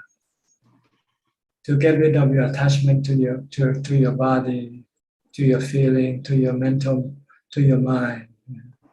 I see. You need wisdom with the support of jhana, because without jhana you cannot get rid of your attachment. I see. Thank you, Ajahn, for your explanation. Okay, you're welcome. Is that all? Okay, let me go to Rusli, also from Indonesia. Evening, Ajahn. I have no question tonight, Ajahn. Thank you. Okay, Vivi from Indonesia also. Vivi, you're next. Yeah, Ajahn. Can Ajahn hear me now? Yes, perfectly. Ajahn, when Atasila, can I drink apple juice and it crushed pulp in the blender? And what happened? And I crush the apple and I drink with the water and the apple pulp. No, you should just drink the water. You have to strain the other thing out. You should not have any solid. Just the juice alone. Oh, just the water. Yeah. Okay. Ajahn, how to get rid of the discomfort of living with a lazy and spoiled people? I don't think I really like seeing this kind of character, but I still try not to be influenced to create a good. I try to create a good atmosphere between me and her, such as taking her out to eat, talking together, sharing together. But in my heart, I don't like to see this person habit because I know she is lazy and spoiled. Although this feeling doesn't affect my treatment to her because I still can control it lah. But it even better if I can get rid of this don't like feeling. How to deal with it, Ajahn? Just don't think about the bad side. Think about the good side. Don't think about just like your body. You only think of your good side of your body, right? You don't think of your bad side of your body. You don't think of your intestines, your all the thing inside your body that is not so disgusting. You don't think about it, right? So you can live with it. Yeah, I know that person who is spoiled or lazy is not my business. Yeah, but you don't think, that is you look at the other side. There's always some good in everybody. Try to look at the good side of people. Then you will be able to live with them. Just see the good side and create the good atmosphere, Ajahn. Yes. Okay, I understand. Just like you think of your body, right? You ever think of your bad side? Never think. But now I must think that this inside the body that are so everything is asuchino. Yeah, no good looking, Ajahn. Ajahn, I want to ask, my meditation is more like the heart feels down and the consciousness is just like being in the water and the body is very heavy like a rock, Ajahn. But that is not talk. Just know it for what it is and don't pay any attention to it. Just come back to your mantra, come back to your breath. Is this defilement? They are distraction. They are distraction to your meditation. Don't pay attention. Pay attention to your mantra, your meditation object only, and disregard everything else. They are temporary, they come and go. They are anatta. So every meditator must have this feeling like this, Ajahn. Not necessarily. People have different type of distraction, different type of things happening in their meditation. But they are the same. They are illusion. They are not real. So don't pay any attention to them. Yeah. They come and go. Okay, They're like clouds in the sky. You cannot control the clouds in the sky. They come and go. Yeah, We live under the clouds, and we never pay attention to the clouds, right? They always above our head. But sometimes the cloud distraction us because we cannot see the sun, right?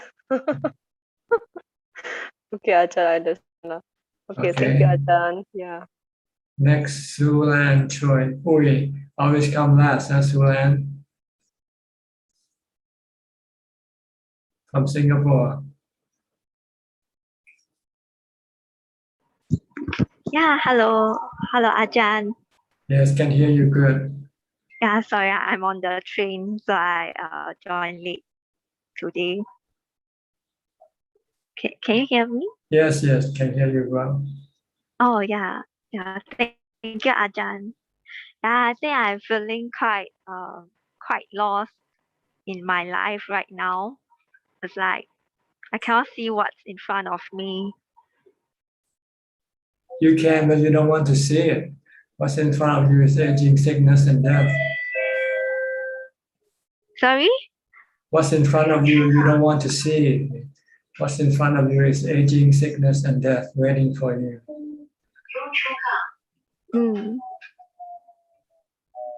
Yeah. Can you see that now? Can you see that you're going to get old? You will get sick one day and you will die one day. Yeah. Okay, keep reminding yourself of this. I can see that.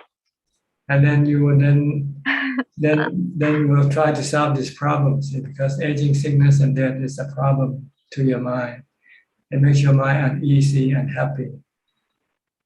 So then you have something to look forward to. Is how to deal with aging, sickness, and death, so that you don't get sad, don't become sad, or become afflicted with pain when you have to face aging, sickness, and death. It will give you a purpose in life. The purpose in life is learning how to deal with aging, sickness, and death by following the teaching of the Buddha. The Buddha said, meditate, develop samadhi, and develop wisdom. So you have something that you can look forward to. You have something to do. So you don't worry about the other thing, because other things are not important. What you think might not happen. And if they happen, it doesn't matter. What matters is how you're going to deal with your problem, your future problem, which is aging, sickness, and death. Okay. So this is my future problem that I should take care of. That's right. If you don't learn how to do it when it comes to you, then it can afflict you with suffering.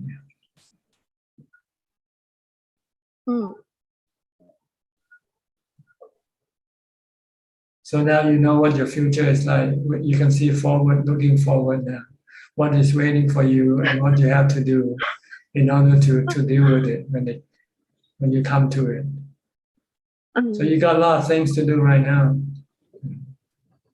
Besides working and earning money, you want also to learn how to cope with your problem of aging, sickness, and death. Okay. And the only way to cope with it is the practice of vipassana and samatha. Samatha, vipassana, bhavana. So what are you waiting for? Yeah, I should start practicing.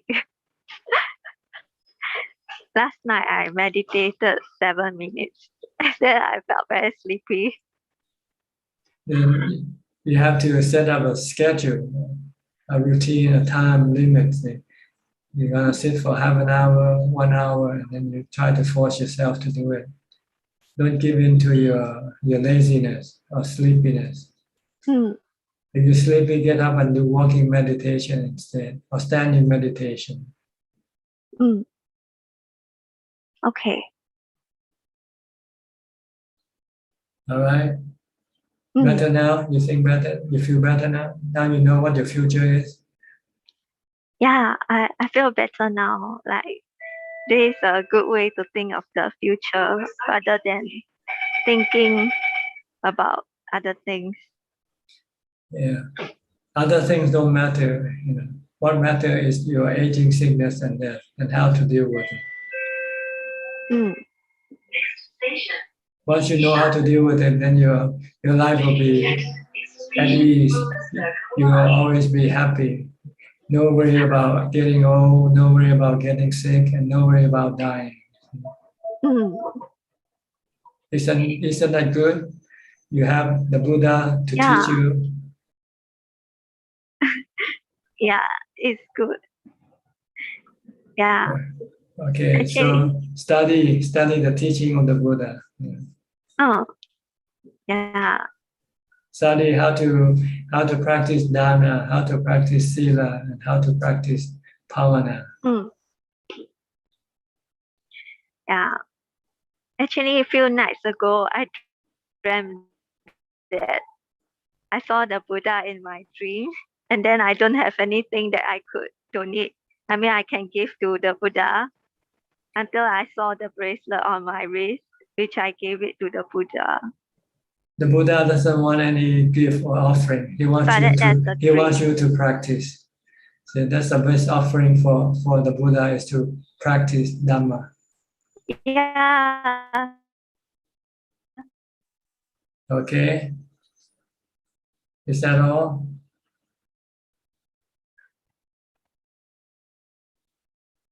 Okay, let me go to the next person then. Chris from Singapore, do you want to say something, Chris? Yes, hi. Good evening to you, Ajahn. Can you hear me? Yes. Go Okay. ahead. Good evening. I just have something. This is quite, in a way, theoretical. I just want to ask, the 5 aggregates. Yeah. Does it? Yeah. Thank you. Go ahead, Chris. Continue. Okay. Okay. The 5 aggregates. Does the 5 aggregates creates the world? There's no creator, they are just natural processes. They rise and cease. Yeah. So it's because of the 5 aggregates. That's why the world exists. No, the 5 aggregates create human beings and animals. Yeah. Every animal and human beings have the 5 aggregates. That's right. So which means we as humans, we have the 5 aggregates. So if the 5 aggregates do not exist, does the world exist? I don't know why you want to ask this question for, because there's no answer to it. See? Oh, okay, because it just crossed my mind. Because the 5 aggregates always exist. They're always a body. There's always, if not your body, there's always somebody else's body. Or you might return back with a new 5 aggregates. When you die, you lose these 5 aggregates, then you come back again with a new set of 5 aggregates. Yeah. So for, let's say, if my body has 5 aggregates. No, that's your why body, I can see the world. Your body is 1 aggregate. The other 4 is in your mind. Oh yes, that's right. So, but because to me is that the suffering arises because we cling to the 5 aggregates. Is it right? Yes, when you cling to something and when you lose it, then you get suffering. Oh, okay. All right. It just crossed my mind, so that's why I'm asking this question. Thanks, Kim. Okay, is that all? Yes, that's it. Sorry, there's one more question that came across my mind. Two questions. So, this meditation thing and Dharma, which can we meditate without understanding Dharma? Well, you have to understand how to meditate. That is also Dhamma. Okay, thank you. See, Dhamma is a teaching of the Buddha, and he That's right. teaches you to practice dana, sila, and bhavana. So you have to understand these three Dhamma: dana, exactly charity; sila, which is keeping the precepts; and bhavana is meditation and vipassana, and wisdom contemplation.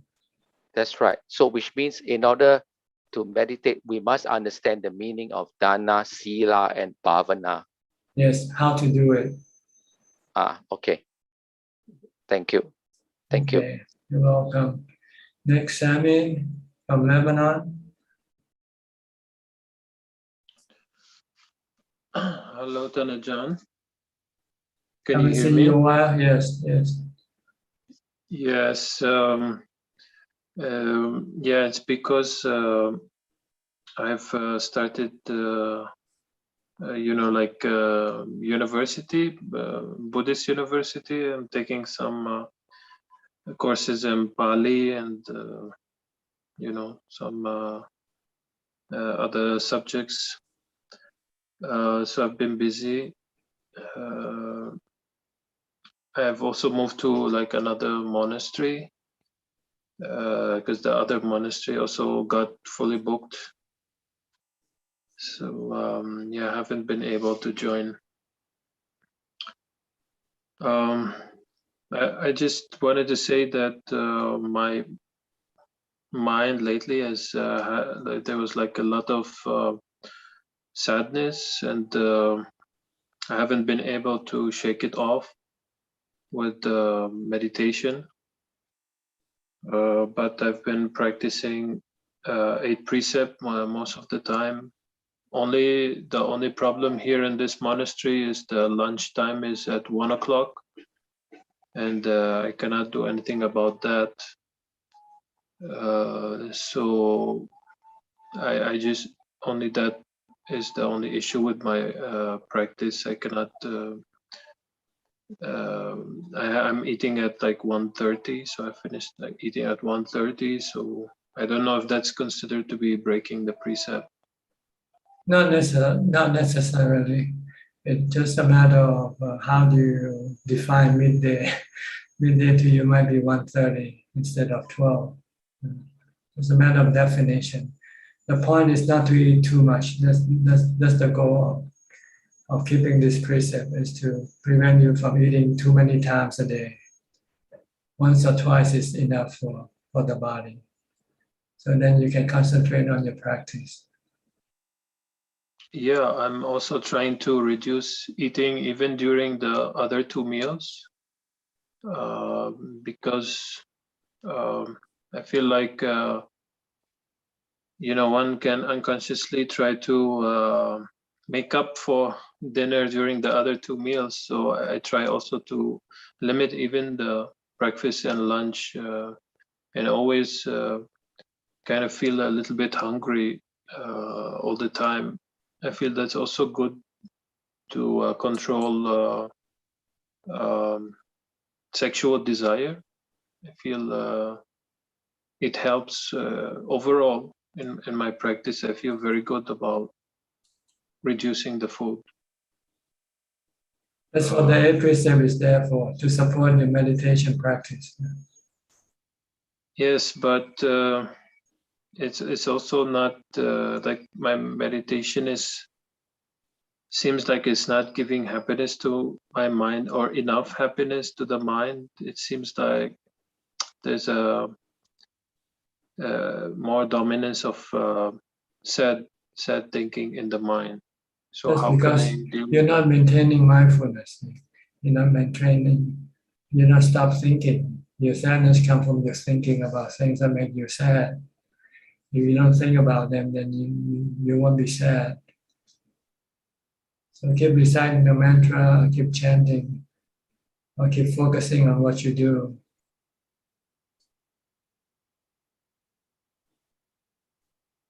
So you let your mind think about things, and then by thinking about things, it makes you become sad. If you're not thinking about anything, then you will not be sad.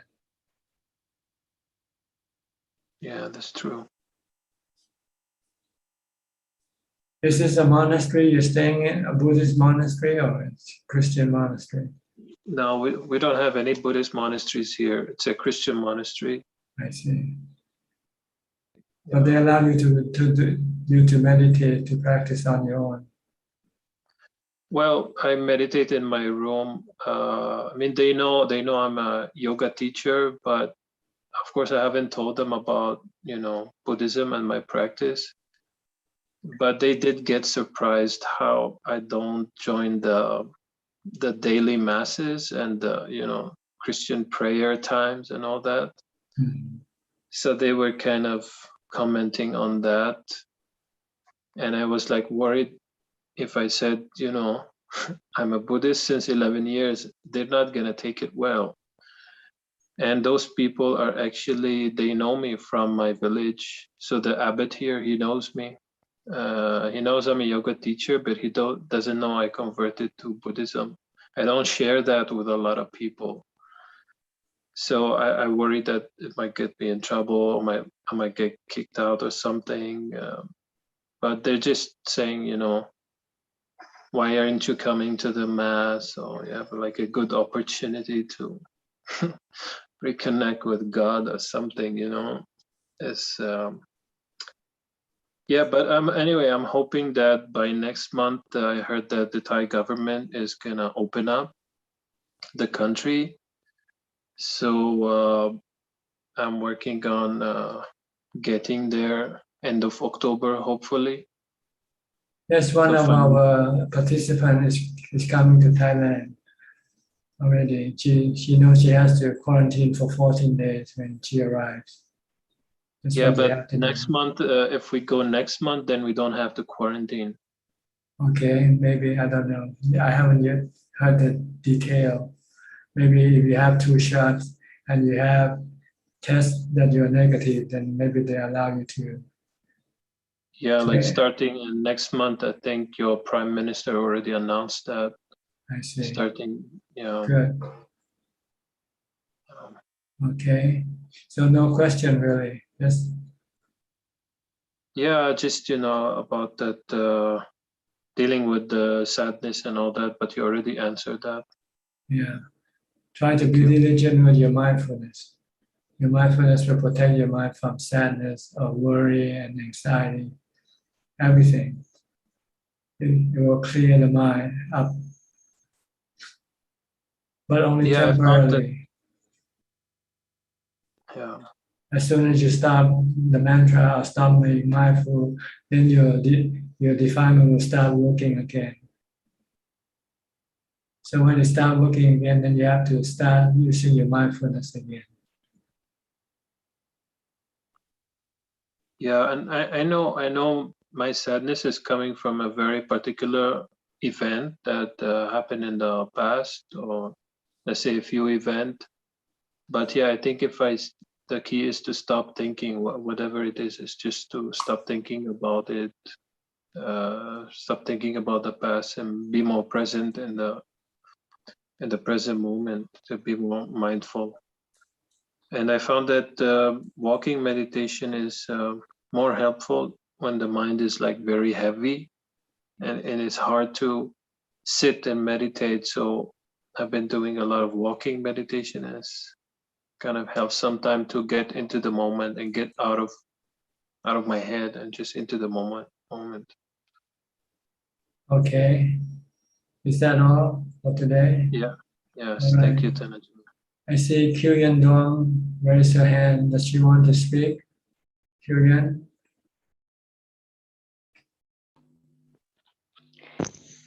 Yes, please, Tanajan. I just wanted to previously wanted to just add it to your comment or answer to the youngsters. about like getting married and so on. It's not just a family life or a marriage is having happiness and unhappiness, but even the most happy family, that happiness cannot compare to the happiness when you can you get to samadhi or you have some jhana.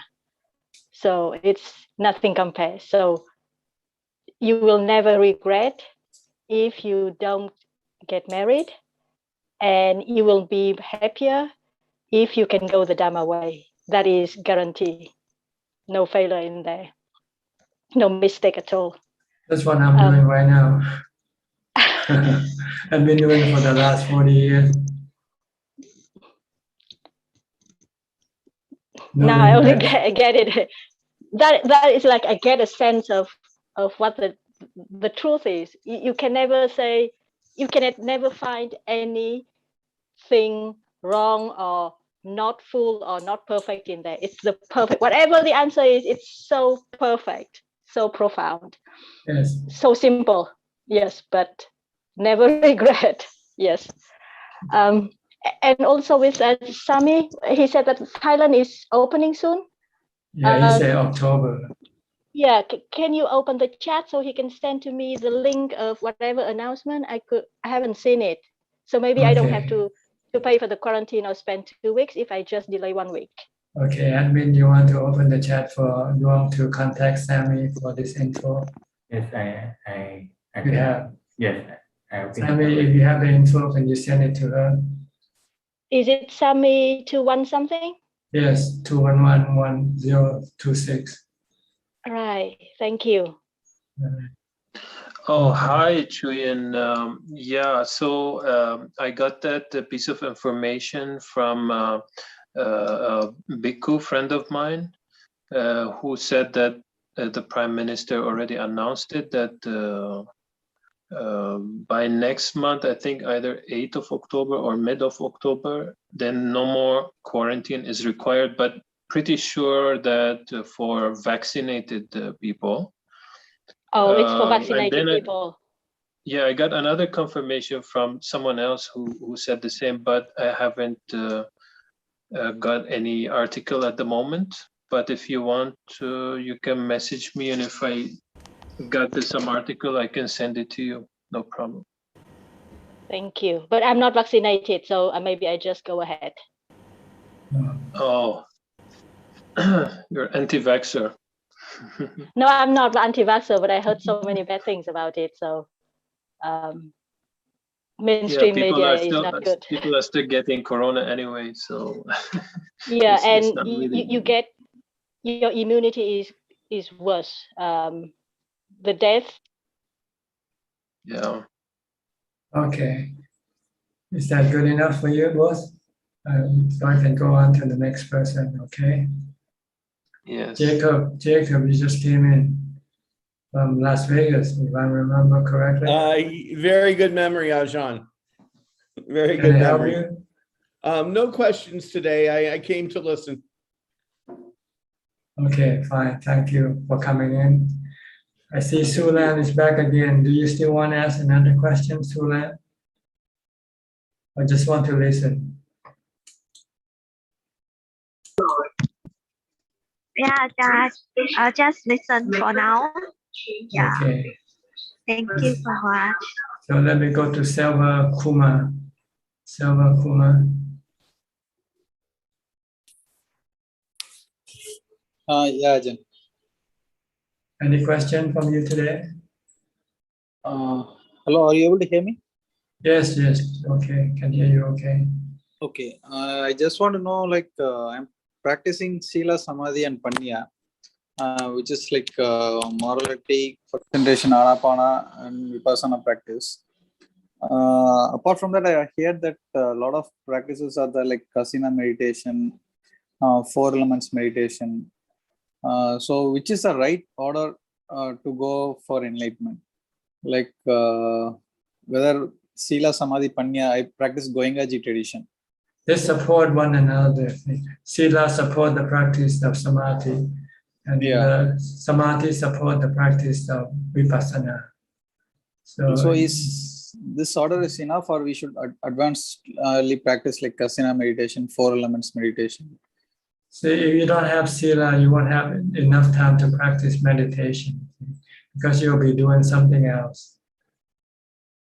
Like the 8 precepts, you have to keep the 8 precepts to meditate because the 8 precepts will prevent you from going to doing other things like watching movie, listening to music, and eating or doing all sort of sensual pleasure things. So then you would have the time to meditate. So sila, anapana, and vipassana is good enough to develop for me and go towards liberation?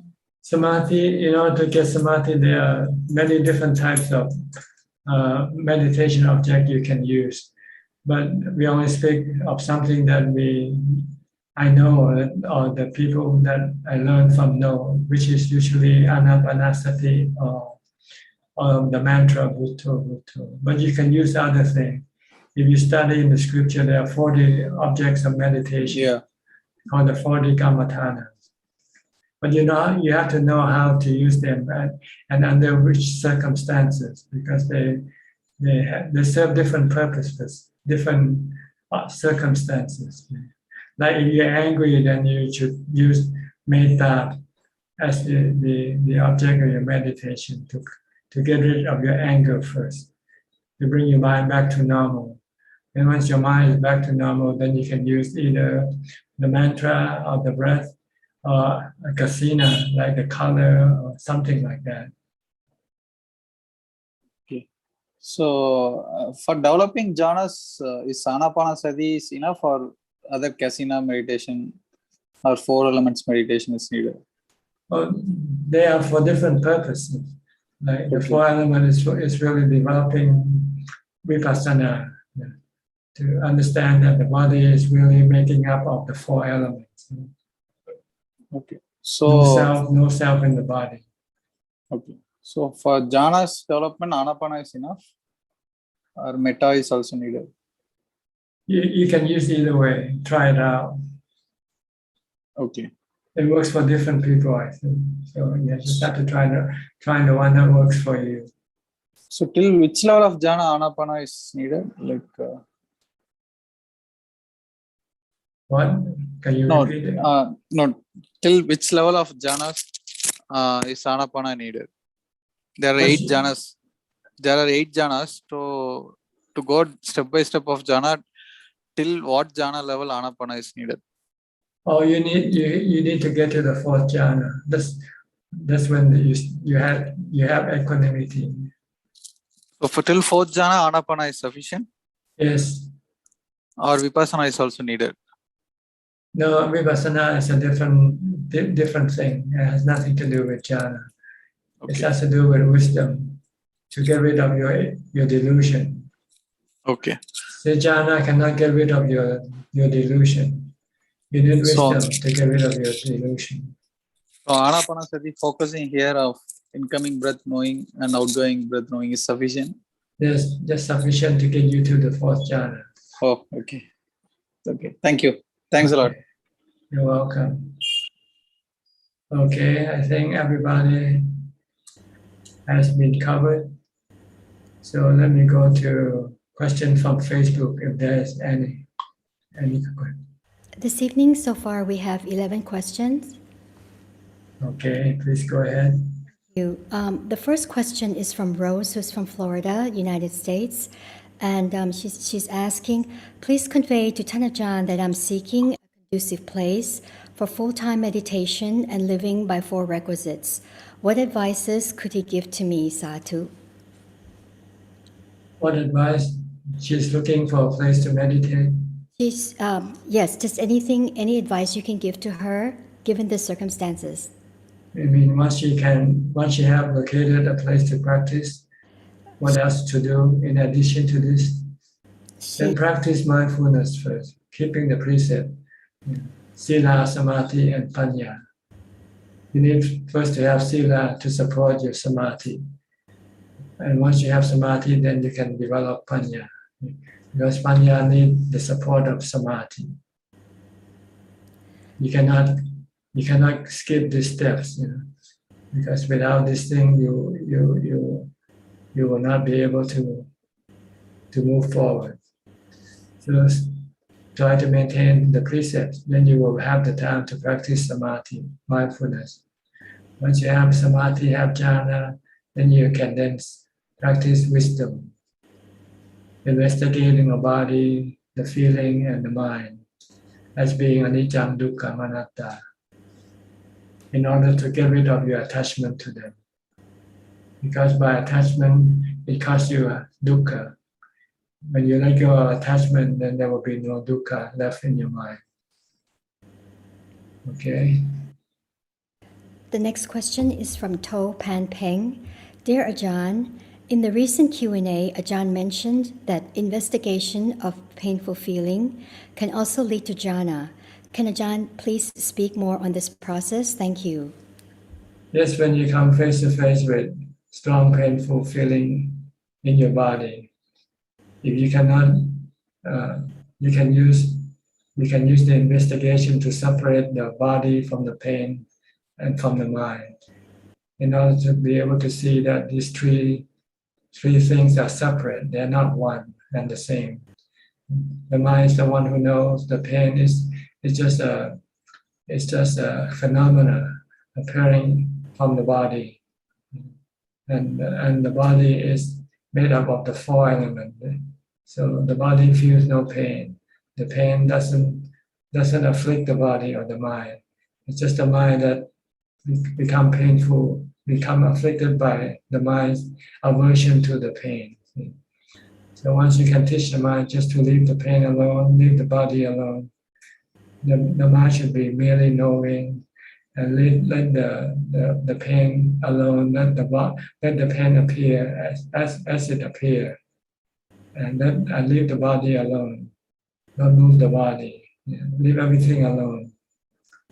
Then if you can do that, then the mind can, once you have let go of this body and this pain, then the mind can enter into jhana that way. The next question is from Lim Bill. Good evening, Ajahn. I'm using anapanasati meditation all the while. When the mind is completely calm, a reflection appears, and I can see a decaying body falling apart from head to the body. Not only this, sometimes a skeleton appears also.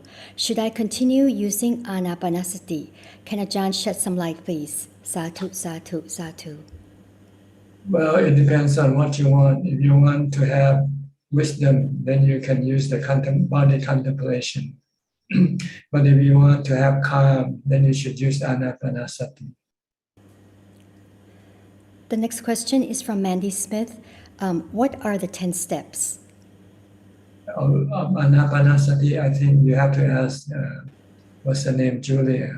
I didn't study, so I'm not sure it's Julia or Karen who mentioned this 10 steps. The next question is from Sabrina Sage. My mind is so pleasant and quiet. I want to keep it, but I'm afraid it's going to crash again. How do I stay equanimous? By maintaining mindfulness, by stopping your thoughts. Every time you start to think, you should stop it. Then your equanimity will remain. But as soon as you start to think, and especially when you think with defilement, then your equanimity will be eroded and destroyed. The next question is from Yapto Yap. Namaste Ajahn, I have a question. If I combine anapanasati with focus on my breathe in and out and saying all is well, how about that? Is it okay to do that? Well, you just have to try it to see whether it works for you or not. If you can calm your mind and make your mind become still with that method, it's okay. But I think you should not be mentally saying anything at all, because you want to stop your mind. You want your mind to become still. So if you still use your thought telling yourself everything is well, then it might not stop. So it's better just to observe the breath alone, because by observing you're not thinking, you're just merely knowing. The next question is from Eddie Gan. Good evening, Tanajan. If I recite Putto in daily life, Will this help to attain jhana? Thank you. Part of it, yes, you have to use this when you are active, when you're doing something. But when you sit, then you have to continue on with the mantra or use the watching of your breath in order to enter into jhana. You have to be, your body have to become still first before your mind can become still. The next question is from Mandy Smith. When I'm helping with suicidal people, what is the best advice besides teaching them mindfulness and samatha? What can Dhamma help them understand about their suffering and pull them out? It depends on whether they are capable of accepting the truth or not. If they cannot accept the truth, then you cannot teach them the truth. The truth is that the body is impermanent. Everybody will actually get old, get sick, and die. And a person thinking of dying, killing, is usually have lost something. Either some happiness of some form. So if they can accept the fact that happiness in this world is temporary, it comes and goes. So if they can understand this and accept this, then they might not think of killing themselves, because I'll tell them that there's another form of happiness that is lasting, that you can keep forever. That's the happiness from meditation. The next question is from Tony Yip. Good evening, Ajahn. As I understand, the 5 aggregates is anicca, dukkha, and anatta. Is it citta included in the 5 aggregates? If yes, how come the citta is permanent? Thank you. See, the 5 aggregates are divided in 2 parts. The rupa part, which is the body, and the nama part, which comes from the mind. See? Feeling, perception, thinking, and consciousness. These are the function of the mind. See? But they are impermanent in terms of they're constantly changing. The function keeps blinking, like on and off. Now your thought, you think, then you stop thinking, then you start thinking about something else. So then your feeling also keep changing from good to bad to neutral. The perception keep changing with your consciousness. When you see something, you perceive them. When you hear something, you perceive them. So these are constantly in motion. This is what it means by impermanent. They are changing, but they are not destroyed. They don't disappear. They come from the mind and they stay with the mind. See, when the body and the mind separated, the mind continues on, but the body will then return to the 4 elements. The next question from Tony Yip. The Buddha teaches that phenomena rises and cease. It cannot be permanent there. Then how about the citta?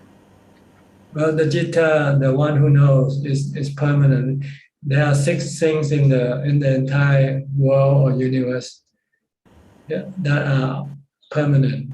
They are what we call the 6 great elements, which is the water, the earth element, the water element, the wind element, the fire element, the knowing element, which is the mind, and the space element. These 6 things are always there. They always exist. But they might form together to create people, animal, planets, and so forth. The last question is from Felicia Chan. Prajahn, my mother tongue is Chinese, so my English is not so good. Could you please repeat the words of the 4 foundations? Thank you. What do you mean by the words of the 4 foundations? I think she means explanation of the 4 foundations of mindfulness. This is you have to read the sutta to better understand. So I think you should just search for the 4 foundations of mindfulness. because it's a long and it's quite detailed. It's difficult to explain to you right now all the detail, but it's something that has to do with the studying of your body, your feeling, your mind, and the Dhamma teaching of the Buddha. These are the four foundations of mindfulness. That can, if you study these objects, it can calm your mind and can give you wisdom to be able to eliminate your defilement and free you from suffering. So this is more or less a summary of what the four foundations of mindfulness is about. I hope you understand. All right. That is Okay, that's all the question from Facebook for now. I see Kylian Dong also raise your hand again. Would you like to say something?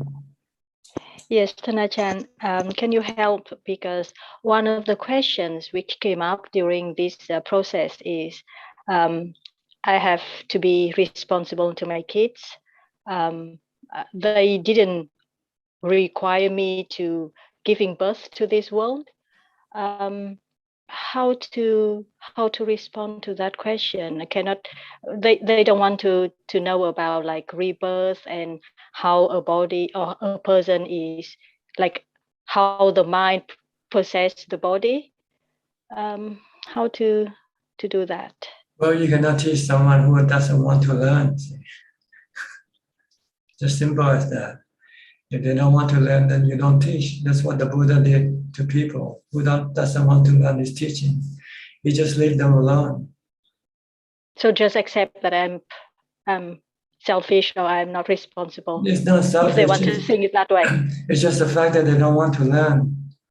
If they don't want to learn, how can you force them to learn something they don't want to learn? It's not your fault that they don't want to learn. It's their stupidity. And I'm so scared that if I don't take this chance, next life I may be not as clever as they are. So You might not have next life, so don't worry about it. You start practice now. Yeah. Okay. Yeah. Thank you. We have another person just came in, Namwan, Anoma. Namwan, where are you from? From Thailand, Bangkok เธอค่ะ กราบนมัสการเธอค่ะ But I can ask in English. Go ahead. I would like to know if a person can get into arupa jhana, and when they come out, do they have to go back to the first jhana, first rupa jhana, before they come out of the meditation? They should not stay in arupa jhana all the time. Is that right? Well, you cannot stay in the jhana all the time, regardless of whichever level you enter. After your mindfulness you start to lose your mindfulness, then you start to coming down from the higher level of jhanas until you return to the normal level of consciousness.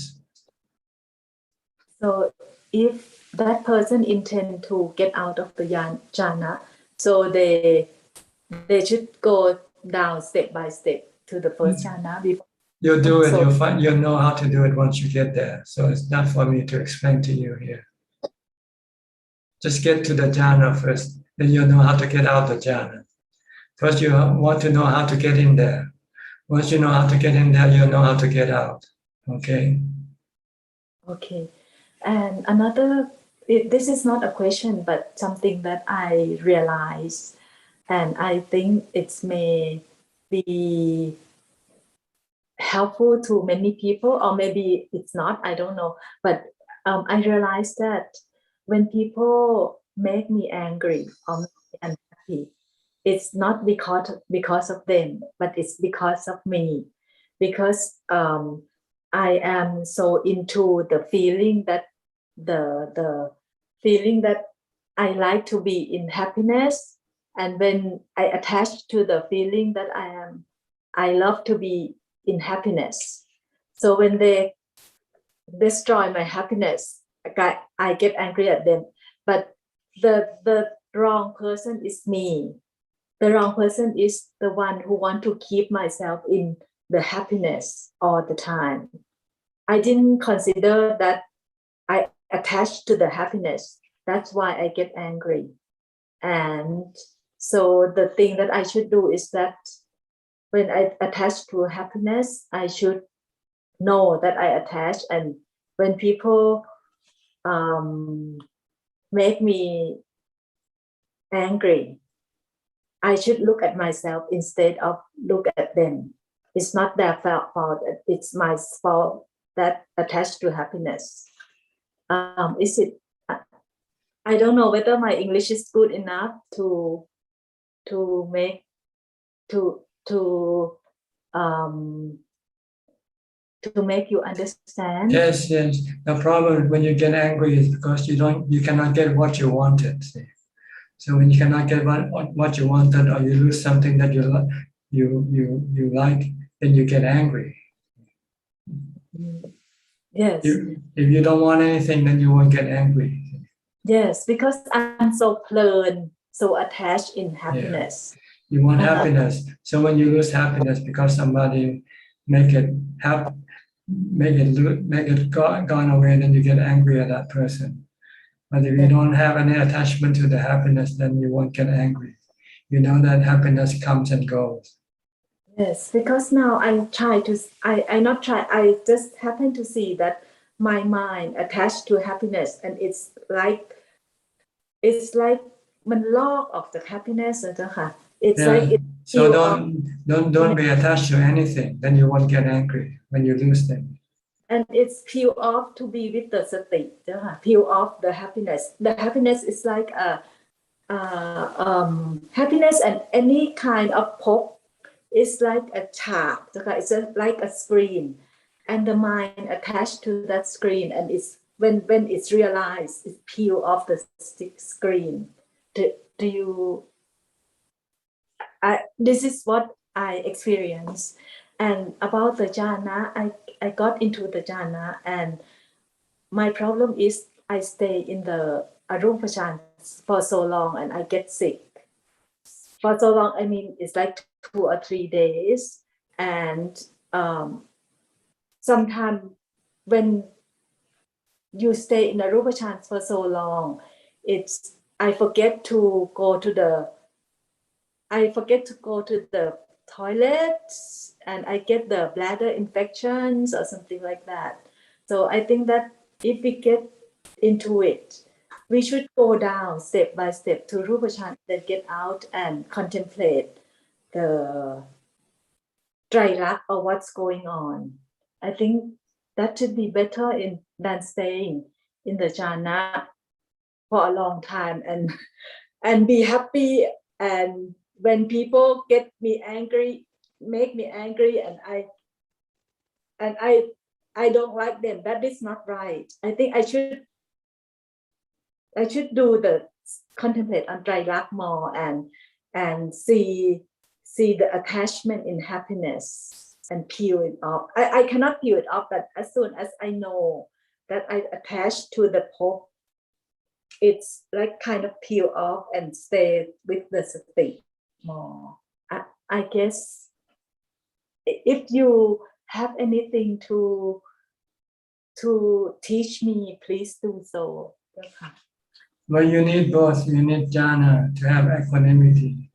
Then once you have equanimity, then you want to develop wisdom to let go of your attachment. Because everything is anicca, dukkha, anatta. So you have to do both practices, not just one.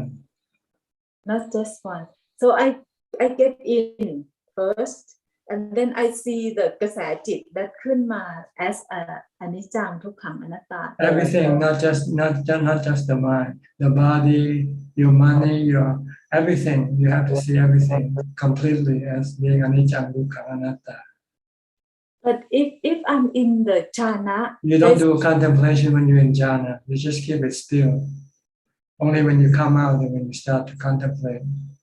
Yeah, but wisdom. We should, in the jhana for so long, we should stay.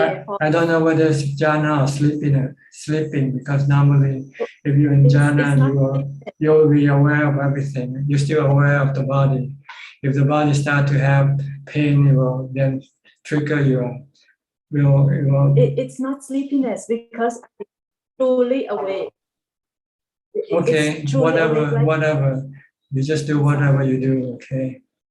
But I'm saying mainly that you have to do both jhana, and then when you come out of jhana, you investigate the body and everything else. The body, feeling, the mind.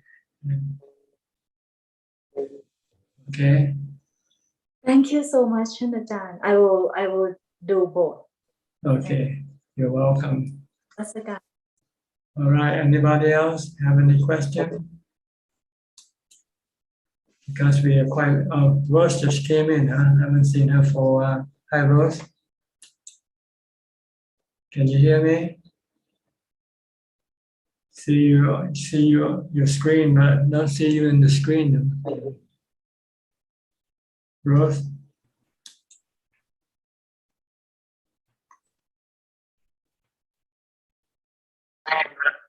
Okay, can hear your voice now.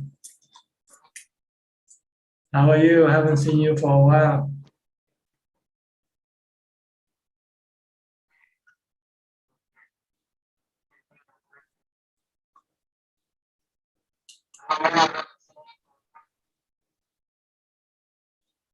Cannot hear you yet. Can you speak out? Again, cannot hear your voice. Hello, Tanajan. Okay, well, how are you? Haven't seen you in a while. I keep practicing. Something wrong with your audio. It comes and goes.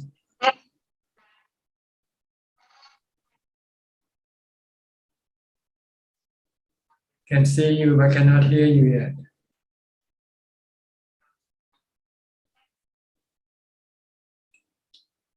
We can see you, but we cannot hear you. Can you say something? Can you hear me?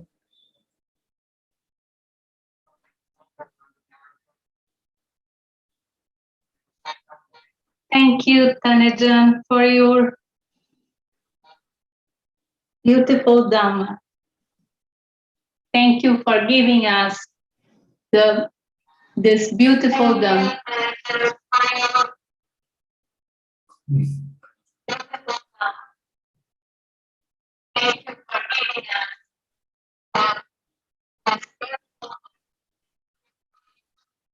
I'm sorry, Rosh, your audio is good and bad, and alternating. Sometimes we can hear what you say, and then sometimes we cannot hear what you say. So I don't know what's wrong with your audio.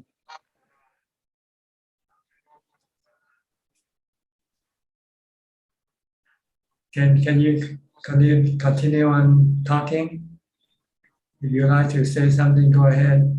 But we're not sure whether we can hear you or not. Sometimes we can, and sometimes we can't.